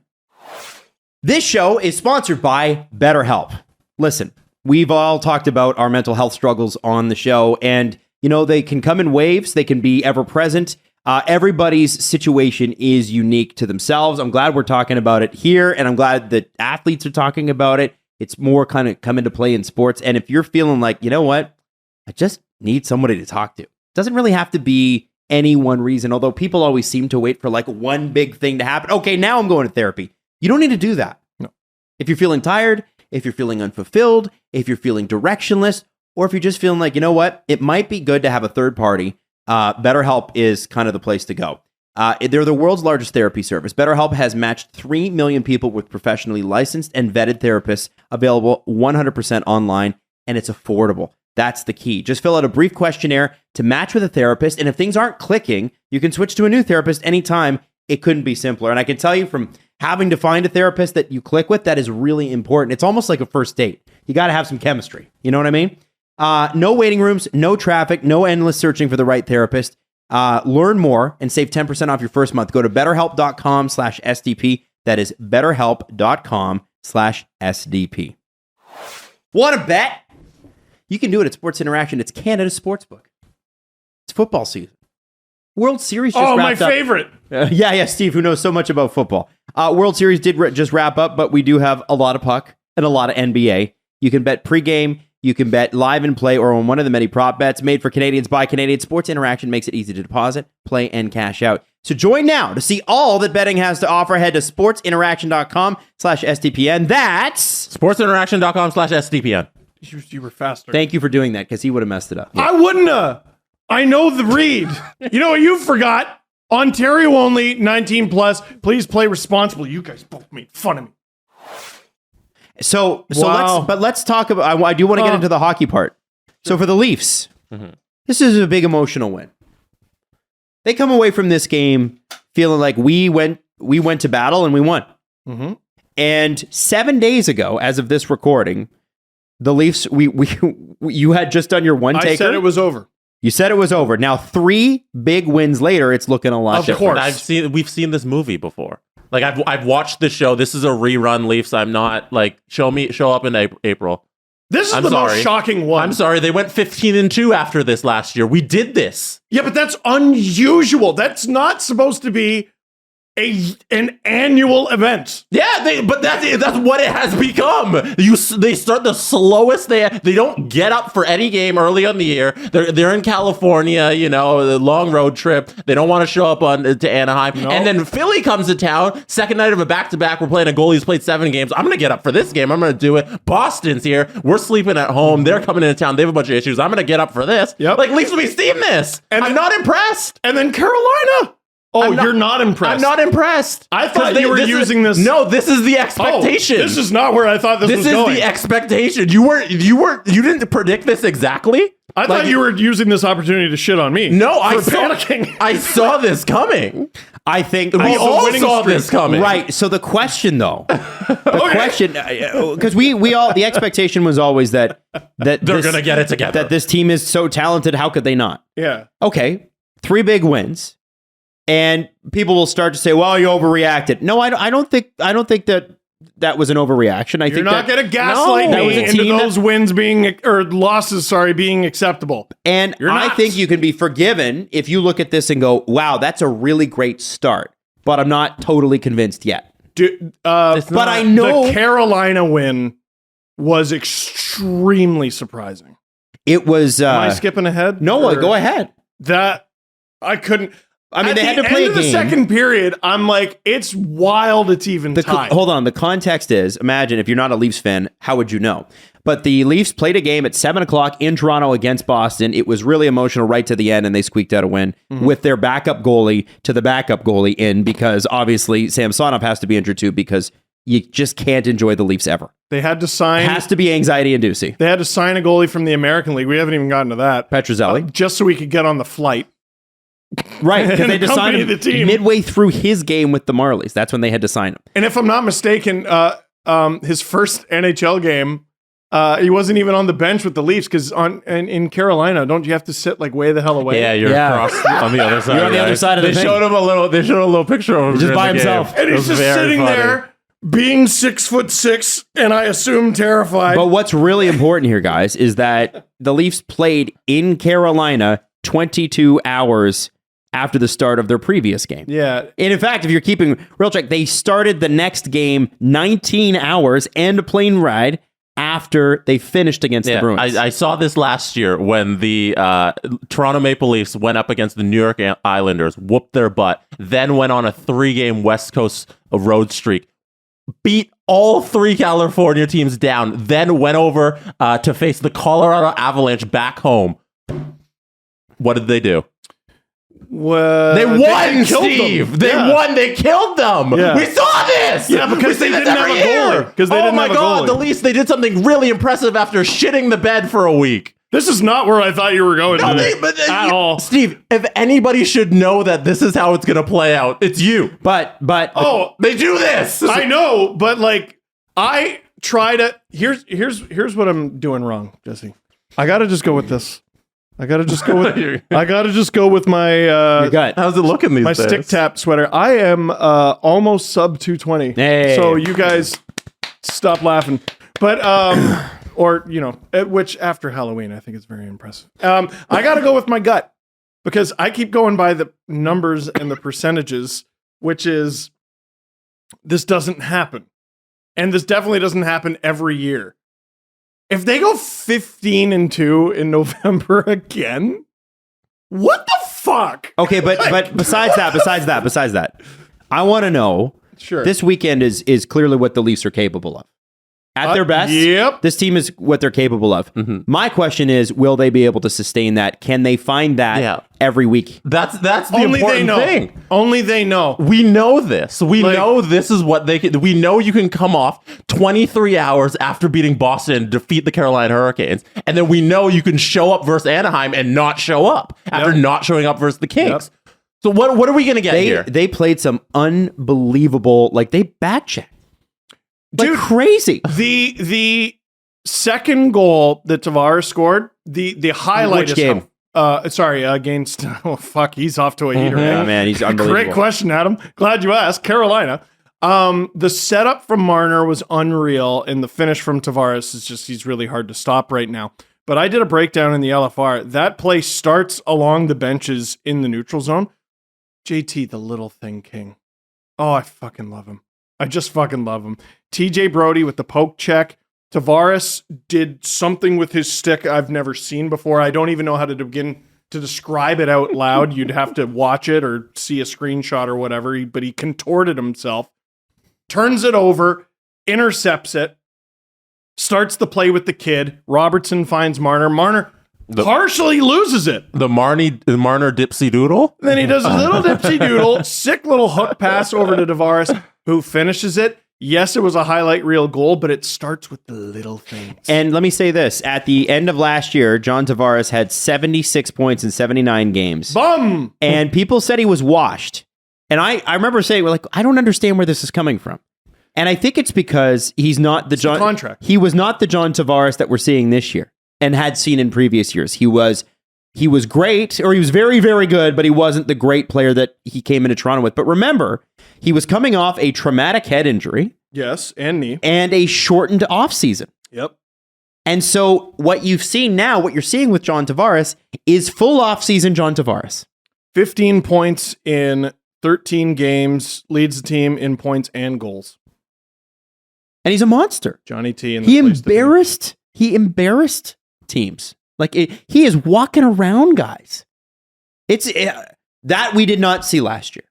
We saw him making smart plays. We saw him making defensively responsible plays. We saw him setting up great plays and that sort of thing. But what I'm seeing is John Tavares going, I have the puck and I'm going to go score now. He didn't do that as much last year. And I hate to make the comparison, but somewhat Sundin-esque in his ability to just bully two guys at once.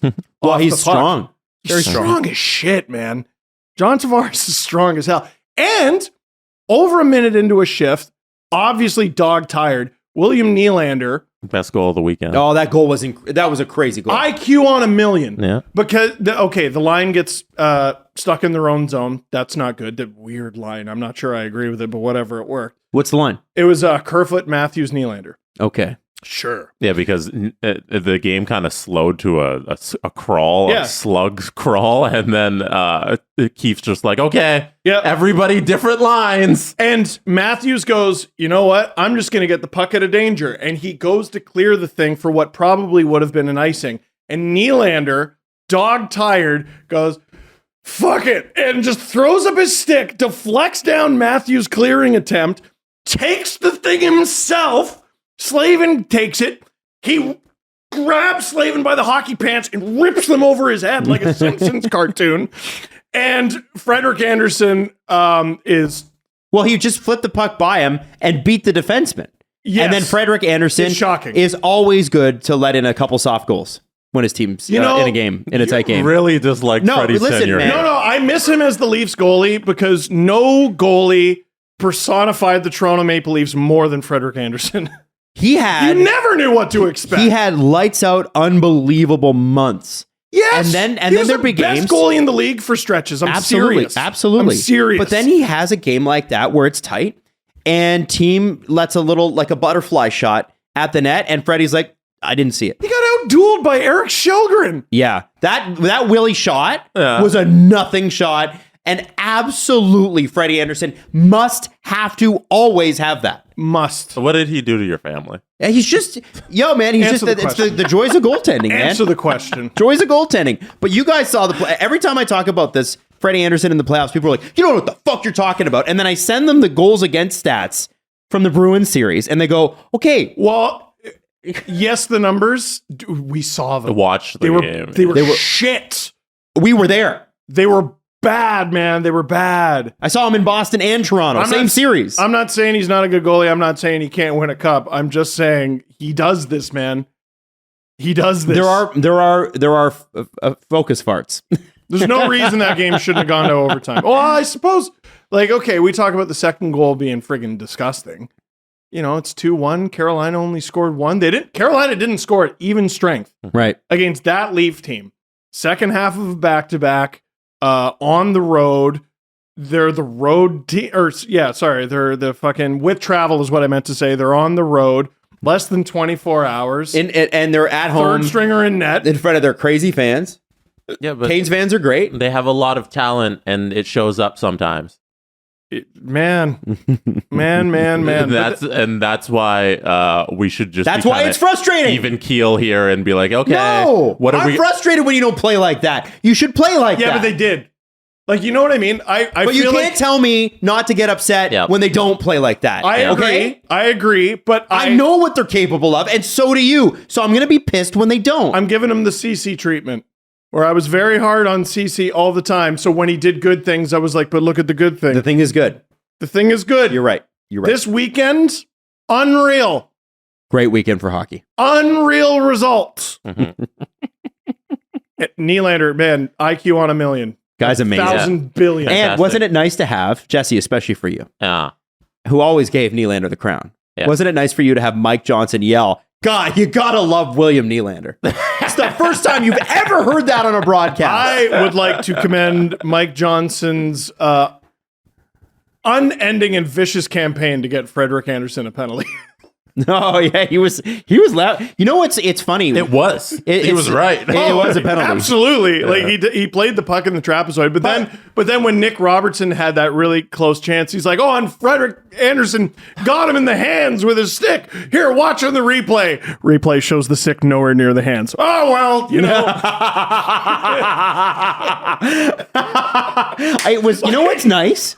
You know what's nice with TSN. Because Rogers has only national rights, so they have to sort of play it like we're neutral. The Leafs are the only team in the league without a regional. Rogers has some local, not in Toronto. They have a national package.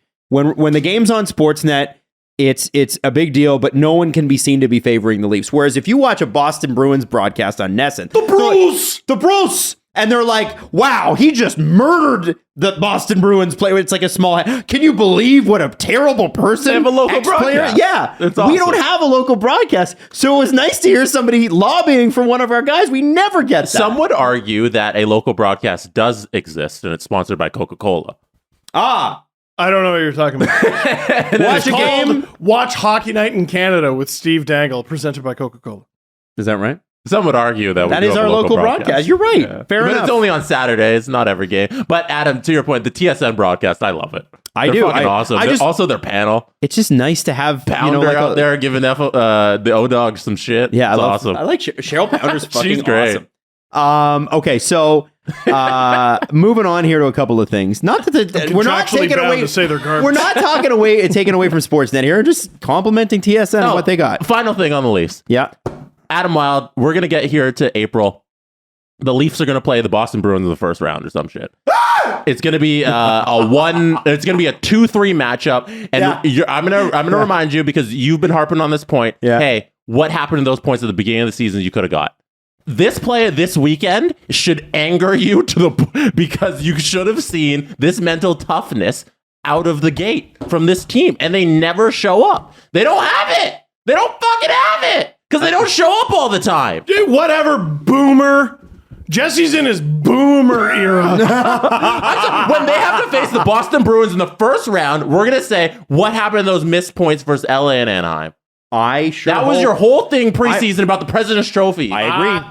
I want to be wrong. Steve, I don't know what you're doing because you just watched the same movie over and over again. Seasons are You're Groundhog Day. You can't see it. I'm not saying you're wrong. I'm just saying it's not the time. I would argue that let's celebrate. I'm going to be doing this for 60 more games. I'm going to be celebrating.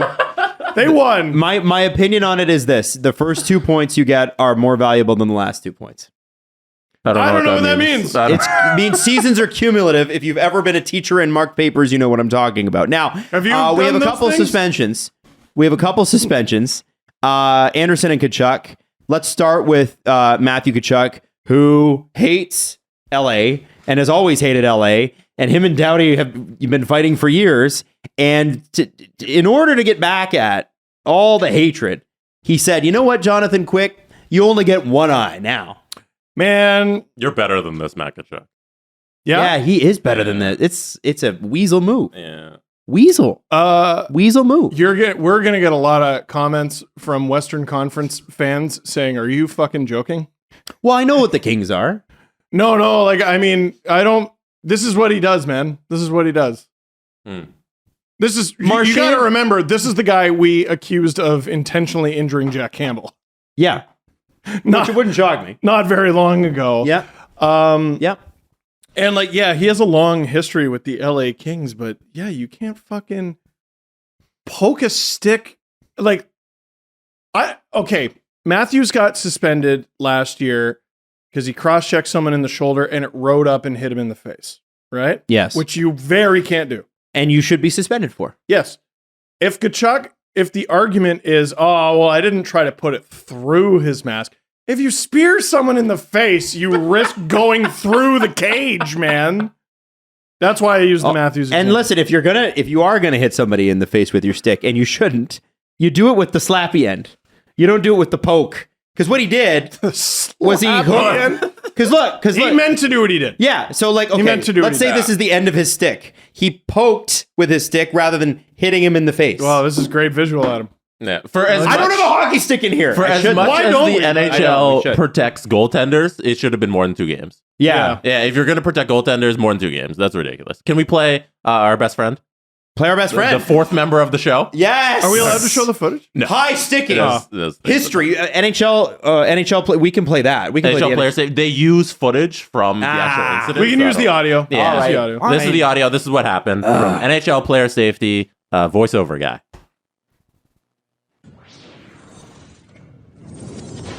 Oh, gears. The sound of gears. Saturday night in Los Angeles, Panthers forward Matthew Tkachuk poked at Kings goaltender Jonathan Quick with his stick, making purposeful contact with Quick's face. As the video shows, the Panthers take a shot on goal, which Quick stops and freezes for a whistle with Tkachuk at the net front. Well after the whistle blows to stop play, Tkachuk purposefully uses his stick to poke at Quick, making intentional contact with his head. This is high sticking. It is important to note that this is not a reckless or careless use of the stick during a normal hockey play. Rather, this is a controlled and purposeful stick directed at the head of an opponent. While we have heard Tkachuk's argument that he was not intentionally aiming for Quick's face in an attempt to injure him, he was intentionally using the blade of his stick to hit an opponent in the head, making contact with his face. And while the stick is delivered without substantial force, it is only because of the lack of force that this play is not met with more severe discipline. Oh, boo. To summarize, this is high sticking. High sticking. Tkachuk has been suspended 3 times, and there is... They use the same thing! History. Game NHL career. Guys, we only have one graphics department here at the NHL. Has suspended Matthew High Tkachuk sticking. for 2 games. History. So their reasoning is that there wasn't a lot of force in his high stick. They use the same graphic. Also, they use the same graphic. It's literally the same graphic. High sticking. You want me to put it back up? Put it up. Put it up. Oh my God. It's my favorite graphic of There all we time. go. Key points, guys. So let me go through this with you, okay? In case you didn't understand hold on. previously. Is it there? Yeah, it's here. There now. it is. So as you can see, guys, you got high sticking. The stick was above the shoulders, which means it's high with a stick sticking. Okay? All right. Oh, here we go. And then I can look at myself on the monitor. Okay. Oh, my hand disappeared. There Matt Tkachuk has history, as in he's been here before. We've chatted on the phone. So that's why we gave him 2 games. Otherwise, if he hadn't had history, who knows what would have happened? Maybe 1. Yeah. That's all we got. NHL player safety, over and out.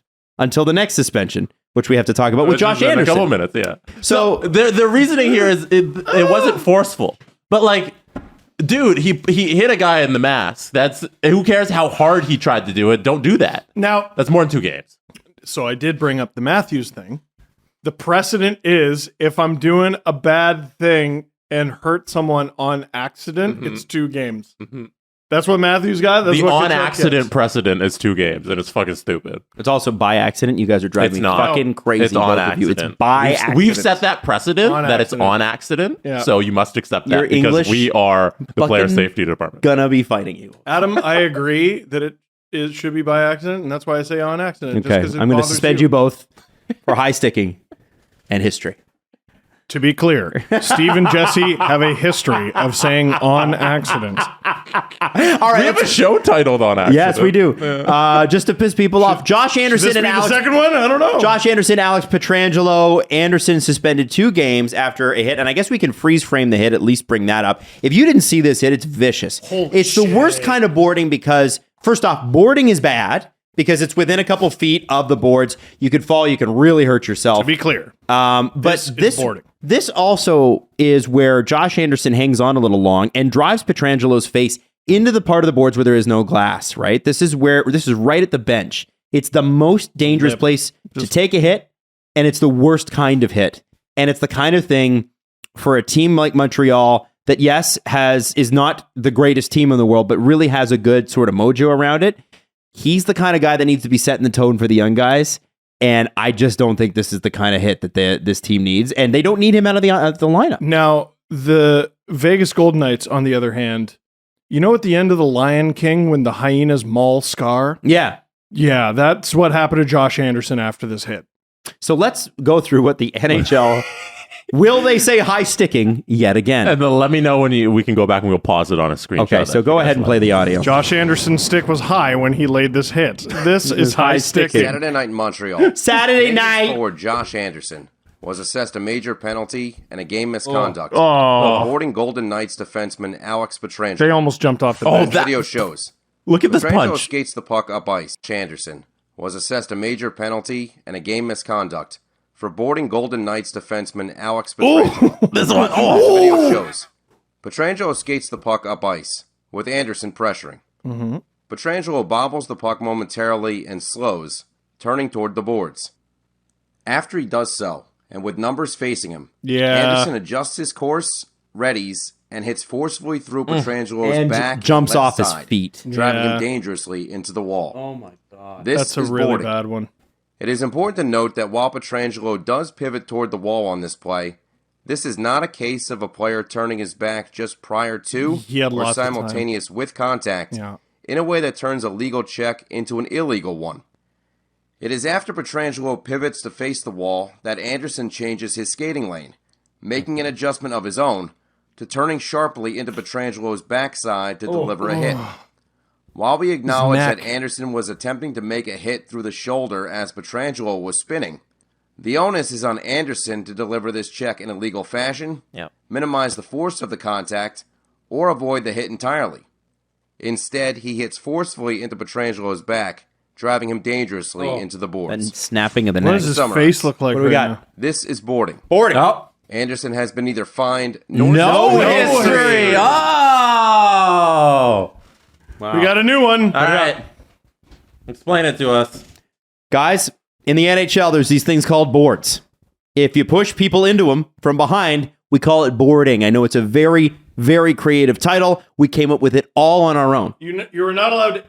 You were not allowed to ing someone into the boards. No inging. No None. inging. All right. Now, normally you're used to history, right?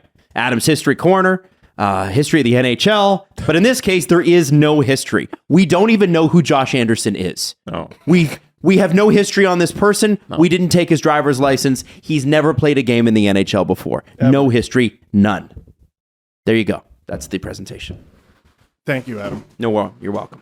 Listen, I think the NHL did right by suspending them. I think one of them is way worse than the other. Is that wrong? Which?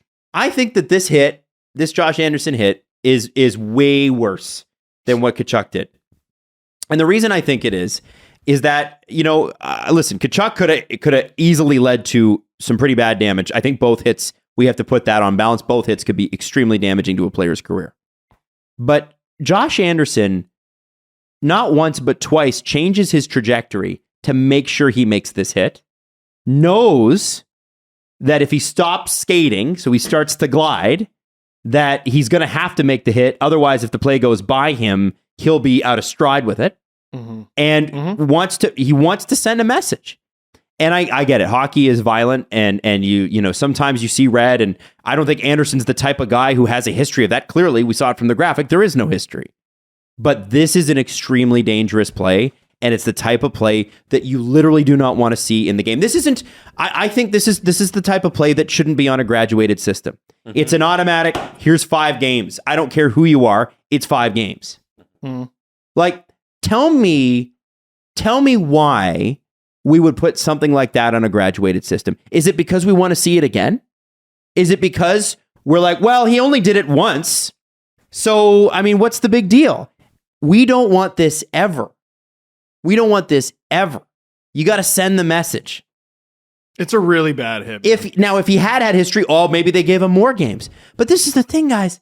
We don't want history with a hit like this. We want these hits to be history. The way to do that is to make the punishments and the fines more punitive. And since you can't fine players, you can suspend them. I like the energy you're bringing to this, because I'm looking at I look at this and I look at the Matthew Tkachuk one, and I'm like, yeah, they got more than one game. That's how low the bar is, though. Yeah, right. It's kind of what I expect. The Tkachuk one, I'm tempted to say, is about right. Like they do have a point in that, like, it was a fairly limp thing with the stick. If he had really speared him in the face, they'd probably argue that it was on accident, and only give him 6 games, Gustav Nyquist. And that guy wasn't even wearing a face mask. Was the Spezza hit because on... forwards don't need eyes. I don't know if you know that. Remember when Spezza ran the Jets player? Was it DeMello? No, Pionk. When Spezza ran him, he got 6 games. Was that any more violent than what you saw there? Yeah. Pionk, if I remember correctly, Pionk was like half on the ground too, and he ran right at his head. Okay. There was a violence to what Jason Spezza did. It was intentional retaliation as well. Okay. Yeah, you get more. It's relevant. It's relevant. But I think that maybe could have been a little more, and this should be more. Well, the precedence for their suspensions, it seems like so little. The confusing thing about the Spezza one was, he's played over 1,000 games in the NHL with, if you look at this bullet point right here, no history, and 6 games right out the gate. I don't know, but I want to see the standard raised for this sort of thing. You're right. That's precisely the sort of hit we should be taking out of the game. Yeah, just no graduation system. It's an automatic 5. I don't ever want to see this again. We have automatic... because that doesn't do anything to add to the game. It doesn't make it more exciting. It doesn't make it more fun. All it does is suck the energy out of the arena. Now, we have automatic suspensions for coming off the bench for a fight, which is 10 games, except for when it's sometimes 3. Because the NHL has been like, yeah, you know what? It's 3 this time. So I don't know. They can make an automatic penalty. But then that's when they look at a hit differently and go, no, this does not fall under the automatic penalty. This one, I think, more than the Tkachuk one, should be more than 2 games. There you go. But based on the standard they said, I'd say 2 games is pretty good. Shall we do the press conference? After years of fine print contracts and getting ripped off by big wireless providers, if we learned anything, there's always a catch. So when we first heard about Mint Mobile offering premium wireless starting at just $15 a month, we thought, what is the catch? But after talking to them about their service, it all made sense. There isn't any catch at all. Mint Mobile's secret sauce is that they're the first company to sell wireless service online only. They cut out the cost of retail stores and pass those savings on to you. If you hate your phone bill, Mint Mobile offers premium wireless at just $15 a month. Mint Mobile gives you the best rate whether you're buying for one or a family. And at Mint, families start at 2 lines. All plans come with unlimited talk, text, and high-speed data delivered on the nation's largest 5G network. So basically, if you want to get your new wireless plan for $15 a month, you can get that plan shipped to your front door for free. Go to mintmobile.com/SDP. That's mintmobile.com/SDP. Cut your wireless bill to $15 a month at mintmobile.com. American listeners only. Again, it's mintmobile.com/SDP. our next product is pretty cool. Let's talk about Athletic Greens. Jesse, why do you like Athletic Greens so much? I like Athletic Greens because Lewis Hamilton drinks Athletic Greens. I also drink Athletic Greens every morning. So I am basically the same as my favorite driver, Are you tall, Lewis Hamilton. handsome, successful? Jesse Blake or Lewis Hamilton? You'll love Athletic Greens. Lewis Hamilton is not tall. He is a short That's king. true. He is. About to say, that's a race car driver. That's the opposite of what they are. That's very true. Very true. Now listen, Athletic Greens is lifestyle friendly, whether you eat keto, paleo, vegan, dairy-free, gluten-free. We talk about this every single week. It was started by somebody who was fed up with the supplement thing and wasn't getting the benefits that they needed. And here's the thing. When you take one scoop in the morning and that's all you need, you get 75 high-quality vitamins, minerals, whole food source superfoods, probiotics, and adaptogens to start your day right. And when you use the promo code, are you ready? Are you ready for the promo code? It's SDP. I had to find it. To make it easy, Athletic Greens is going to give you 1 free supply of immune-supporting vitamin D and 5 free travel packs with your first purchase. All you have to do is go to athleticgreens.com/SDP. Again, that is athleticgreens.com/SDP to take ownership of your health and pick up the ultimate in daily nutritional insurance and potentially be handsome just like Jesse. And Lewis. The Presser. SDP. The Steve Dangle Press Conference. Steve Dangle, do you want to take a second to re-up the beginning of the show and Easter seals and people's donations? Yes. It's been 90 minutes. Remind them.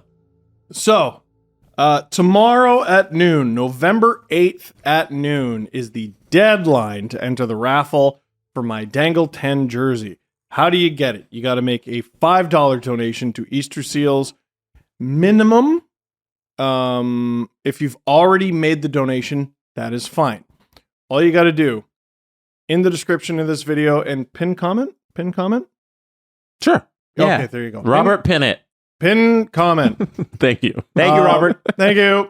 You got to respond to the tweet in the pin comment with a screen grab proof of your donation. You should be sent that proof to your email within minutes of making the donation. So all you got to do, $5 donation, give us proof, do it before noon Eastern, November 8th, and you will be entered into a raffle to get my Dangle 10 jersey, and I will sign it wherever you want. Sign the front and the back.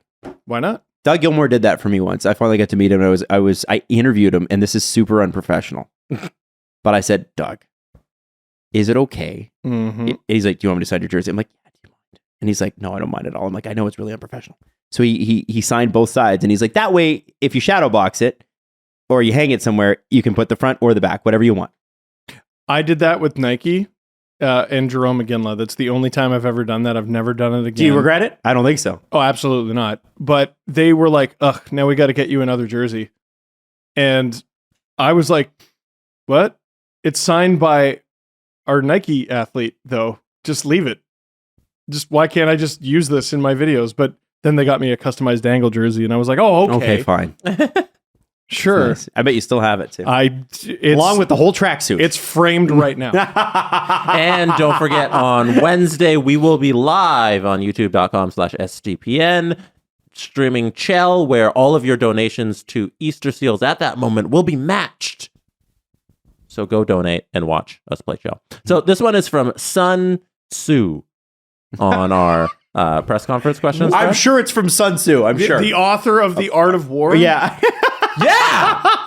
Is that so hard to believe? Oh, we can't get Sun Tzu on our press conference questions channel. Oh, I wanted that's crazy to do the Sopranos thing and be like, this is from Sun to Zoo. It's Zoo. Sun Tzu, you fucking ass kiss. No, so Sun Tzu didn't write this. Okay, Sun Tzu said, Stump the Steve. Oh, I didn't see it. He can't. Dude, I can't read that. Stump the The old I don't even know what eyeballs- jersey that is. The old Stop. Look eyeballs at- are going out. Stump The the old Steve. eyeballs. This is for both of you. All Combine right. your brains. All right. Wayne Gretzky received Selke votes in only 3 seasons of his career. Can you name the 3 years Wayne Gretzky received Selke votes? And for bonus, how many? Okay, well, I'm going to say one of them has to be his final year in New York. Because I think he got award votes for everything that year. He probably got a Norris vote. Jack Adams Award. Vesna. Yeah. I'm going to say 98-99, which was his last year. I'm going to say Deliver me 3 years. one of the years in LA, and I'm going to say 92-93 because that was their run of the finals. And then maybe 87-88 for his last year with the Oilers. Those would be my guesses. I'm going to say the year. Do I need to give you a year if I give you the criteria of the year? Yeah, no, the game is give me the year. But okay, what was the year he scored 215? Can I answer that Okay, question? yeah, that's fine. The year he scored 215 was 85-86. And what was, so 85-86, what was the year he scored 92 goals? Because I know it was a different season. 81-82. He's so goofy. Okay, so 86, 82. I'm going to go with those just because those numbers are so staggering that it's like, you know what? He is the best defensive forward. You can't fucking do anything. Adam, can you give me your years again? I want to write them down. So I got 98-99, 98-99. 92-93, 92-93. 87-88. 87-88. And Steve, you got... I'm You going to got say the- 82, 86, and 93. Why 93? First year in LA. Oh. No, his first year in LA was 89. Yeah. You're right. It was. Yeah. Mm-hmm. But I was one and didn't know that. I'm going to say 93 anyway. Oh, okay. So you're not going to change it. Nope. Okay. So, Steve, you said 82, 86, 93. Yes. Adam said 98, 92, and 87, 88. Mm-hmm. All right. The 3 years Wayne Gretzky received Selke votes were 1, 84, 85. Damn. Okay. All right. That was his 73 goal, 135 assists, 208 point season. He was 100 plus minus. That's his best plus minus year of his career. Plus 100? He was plus 100. You know what's unreal? That's not Wow. even the record. No. Wow. The record, I believe, is Bobby Orr. He was like 130 something. It was Wow. stupid. The second year he received a Selke vote was 85-86. Let's go. The 215 point season, the most of his career in 1 year. Deserved. You scored 215. Who gives a shit if Your you best, back check? best defense is a good offense. Yep. And the last year he received a Selke vote was 89-90. His Adam, you were 0 for 3. first year in LA, wasn't it? No. Oh, no, that was 88-89. Second year. So I keep forgetting. He was traded the year I was born. that year, Wayne Gretzky only scored 40 goals. So he was definitely on his defensive game. Piece of shit. Yeah, Terrible. 102 points. By the way, LA was terrible too. no, 102 were. assists.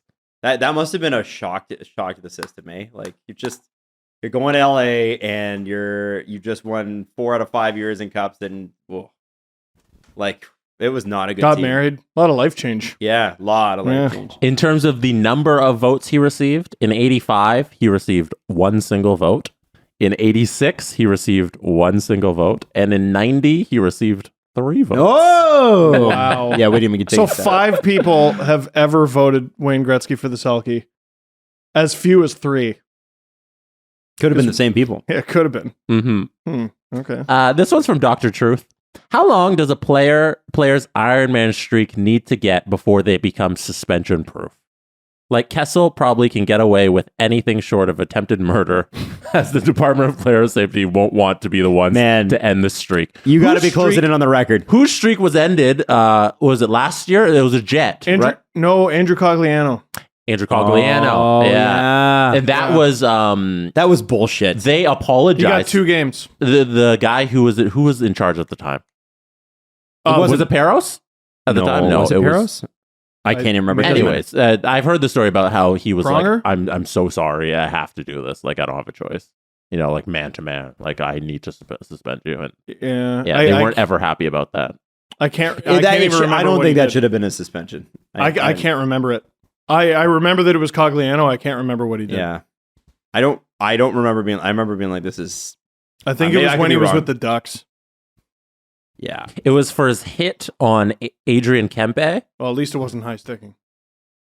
In history. Suspended Iron Man streak. Here's the hit here. What do you guys think? All right, let me see. Oh, so it was behind the play there. Yeah, it's coming up. It's gonna loop back. Yeah. Kempe, right? Yeah. Okay, I need to see it again. Yeah, here it is. First viewing, that was bad. Yeah, you got him right in there. Right man. now, I Like, get, okay, fine. Yeah. Yep. Got to give him. Yeah. he pops him. No, you got to give him You something. cost yourself your Iron Man streak at that one. Yep. You gotta. So- you gotta. We kind of answered the question there. Oh, there you with, go. What Cogliano did to Kempe is what you would need to do to end your Iron Man And it's streak. not good. Not good. It was a straight elbow to the face. This is bad. It's a bad hit. That was a bad hit. How do you think Kessel's Iron Man streak comes to an end? We talked. Was it at hockey? Retires Somebody after asked winning that. his 5th cup. Do you think he He's goes got all the 2 way to more in him. retirement? Or 3 more. Sorry. Goes all the way to retirement? Yeah, I Maybe. I again, the last game or the first game of this streak was When is November 1,000? 3rd, 2009. When is 1,000 consecutive? That's a great question, Adam. Oh, let's go. It's got to be this week. I think it is. Let me wow. just have a look at. Is it against Toronto again? Oh, I wish it was. Could be. They come to town Tuesday? Shit. Yeah, it's Tomorrow? the Leafs' next game. Oh, wow. Yeah, tomorrow. How many games has Phil Kessel played in a row? He has played 993 games consecutively. He's the only- how many consecutive? Just short. I mean, he's going to hit it before the end of the month. Records.nhl.com. Here we go. Phil Kessel, 995. He's got 5 Wow. more. So let's go Vegas. Golden their Knights. schedule? Yeah, Who's- let's have a who's look it at their coming against? schedule. So they are playing the Sabres on Thursday. No, they play Leafs tomorrow. They play Leafs tomorrow. Yeah. And then why does Google do the schedule this Oh, week? never use that. Never use that. Go to their website. Go to the team fine. website. Knights Leafs tomorrow. Yep. Sabres Thursday. Automatic loss. Tage Thompson scores 8 goals. Yeah, Tage Thompson's a beast. That picture of him next to Rob Ray is hilarious, by the way. I can't believe that's real. I can't believe that's Can't real. be. You got to pull It's that got to up. be edited. No, apparently it's not. If you've never seen this picture, we're going to pull it up on screen. Then the Blues and Golden Knights on Saturday, the Sharks and Golden Knights next Tuesday, and then following Thursday, Coyotes. His old team, the Coyotes. That's photoshopped. Stop it. He's 6'7", Steve. Steve, It's I real. don't know that What do you think? Rob Ray's 4'8"? How tall is That's Photoshop. No way. What's wrong with you? No way. He's in skates and he's 6'7", and that's a normal Look person. at the size of his head. He's 7 feet tall, man. Rob Ray's 6 feet tall. Yeah. No, that's about right. Look. No, it is. No, And the also- fuck it is not. Also, there might be it might be the angle too. He's up to his solar plex. Shut up. No, that's correct. What are you talking about? Is it on the screen right now? Yeah. You think this is real? I don't know if it's real, but I want it to be. I can't do a show with you two. I want Your this to be judgment real. shit. What do you mean it's not real? Look at this. What is wrong with It could you? be real. way. It's probably real. Probably real. No, wait. By the way, in the spirit of the Easter Seals tournament and the fact that we're talking about the Sabres right now. Oh, that's the real photo? Shut up.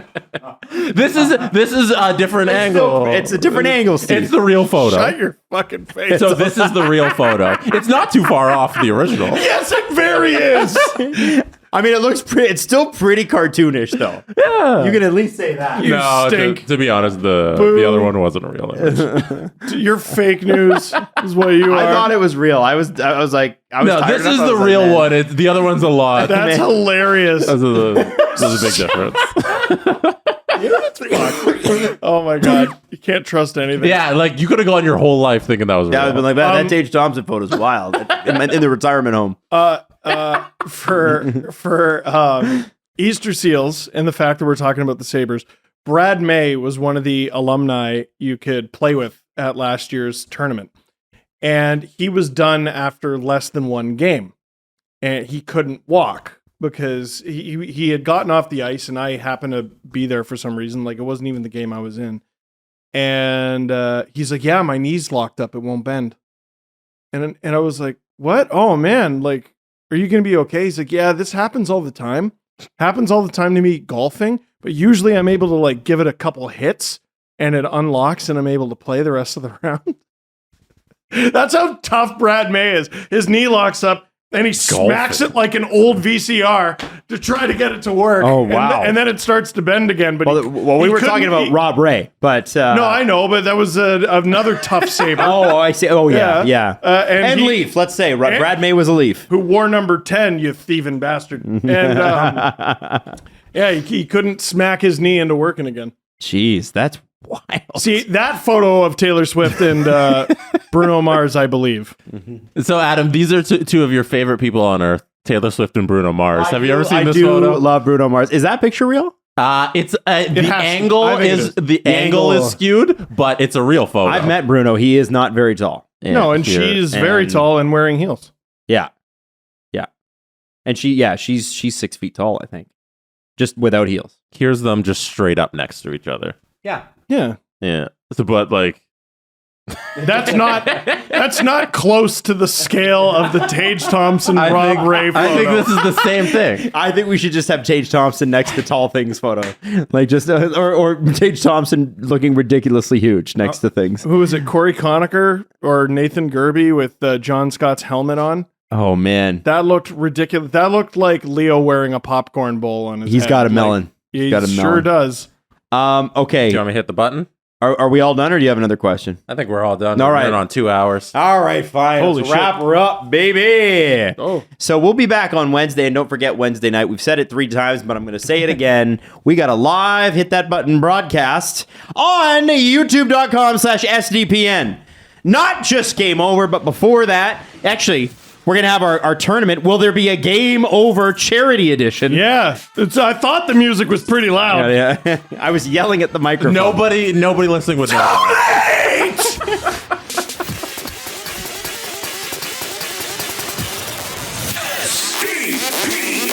The Steve Dangle Podcast. Powered by Sports Interaction, Canada's Sportsbook. Follow the guys on Twitter at Steve_Dangle, at Adam WYLDE, and at Jesse Blake. Connection complete.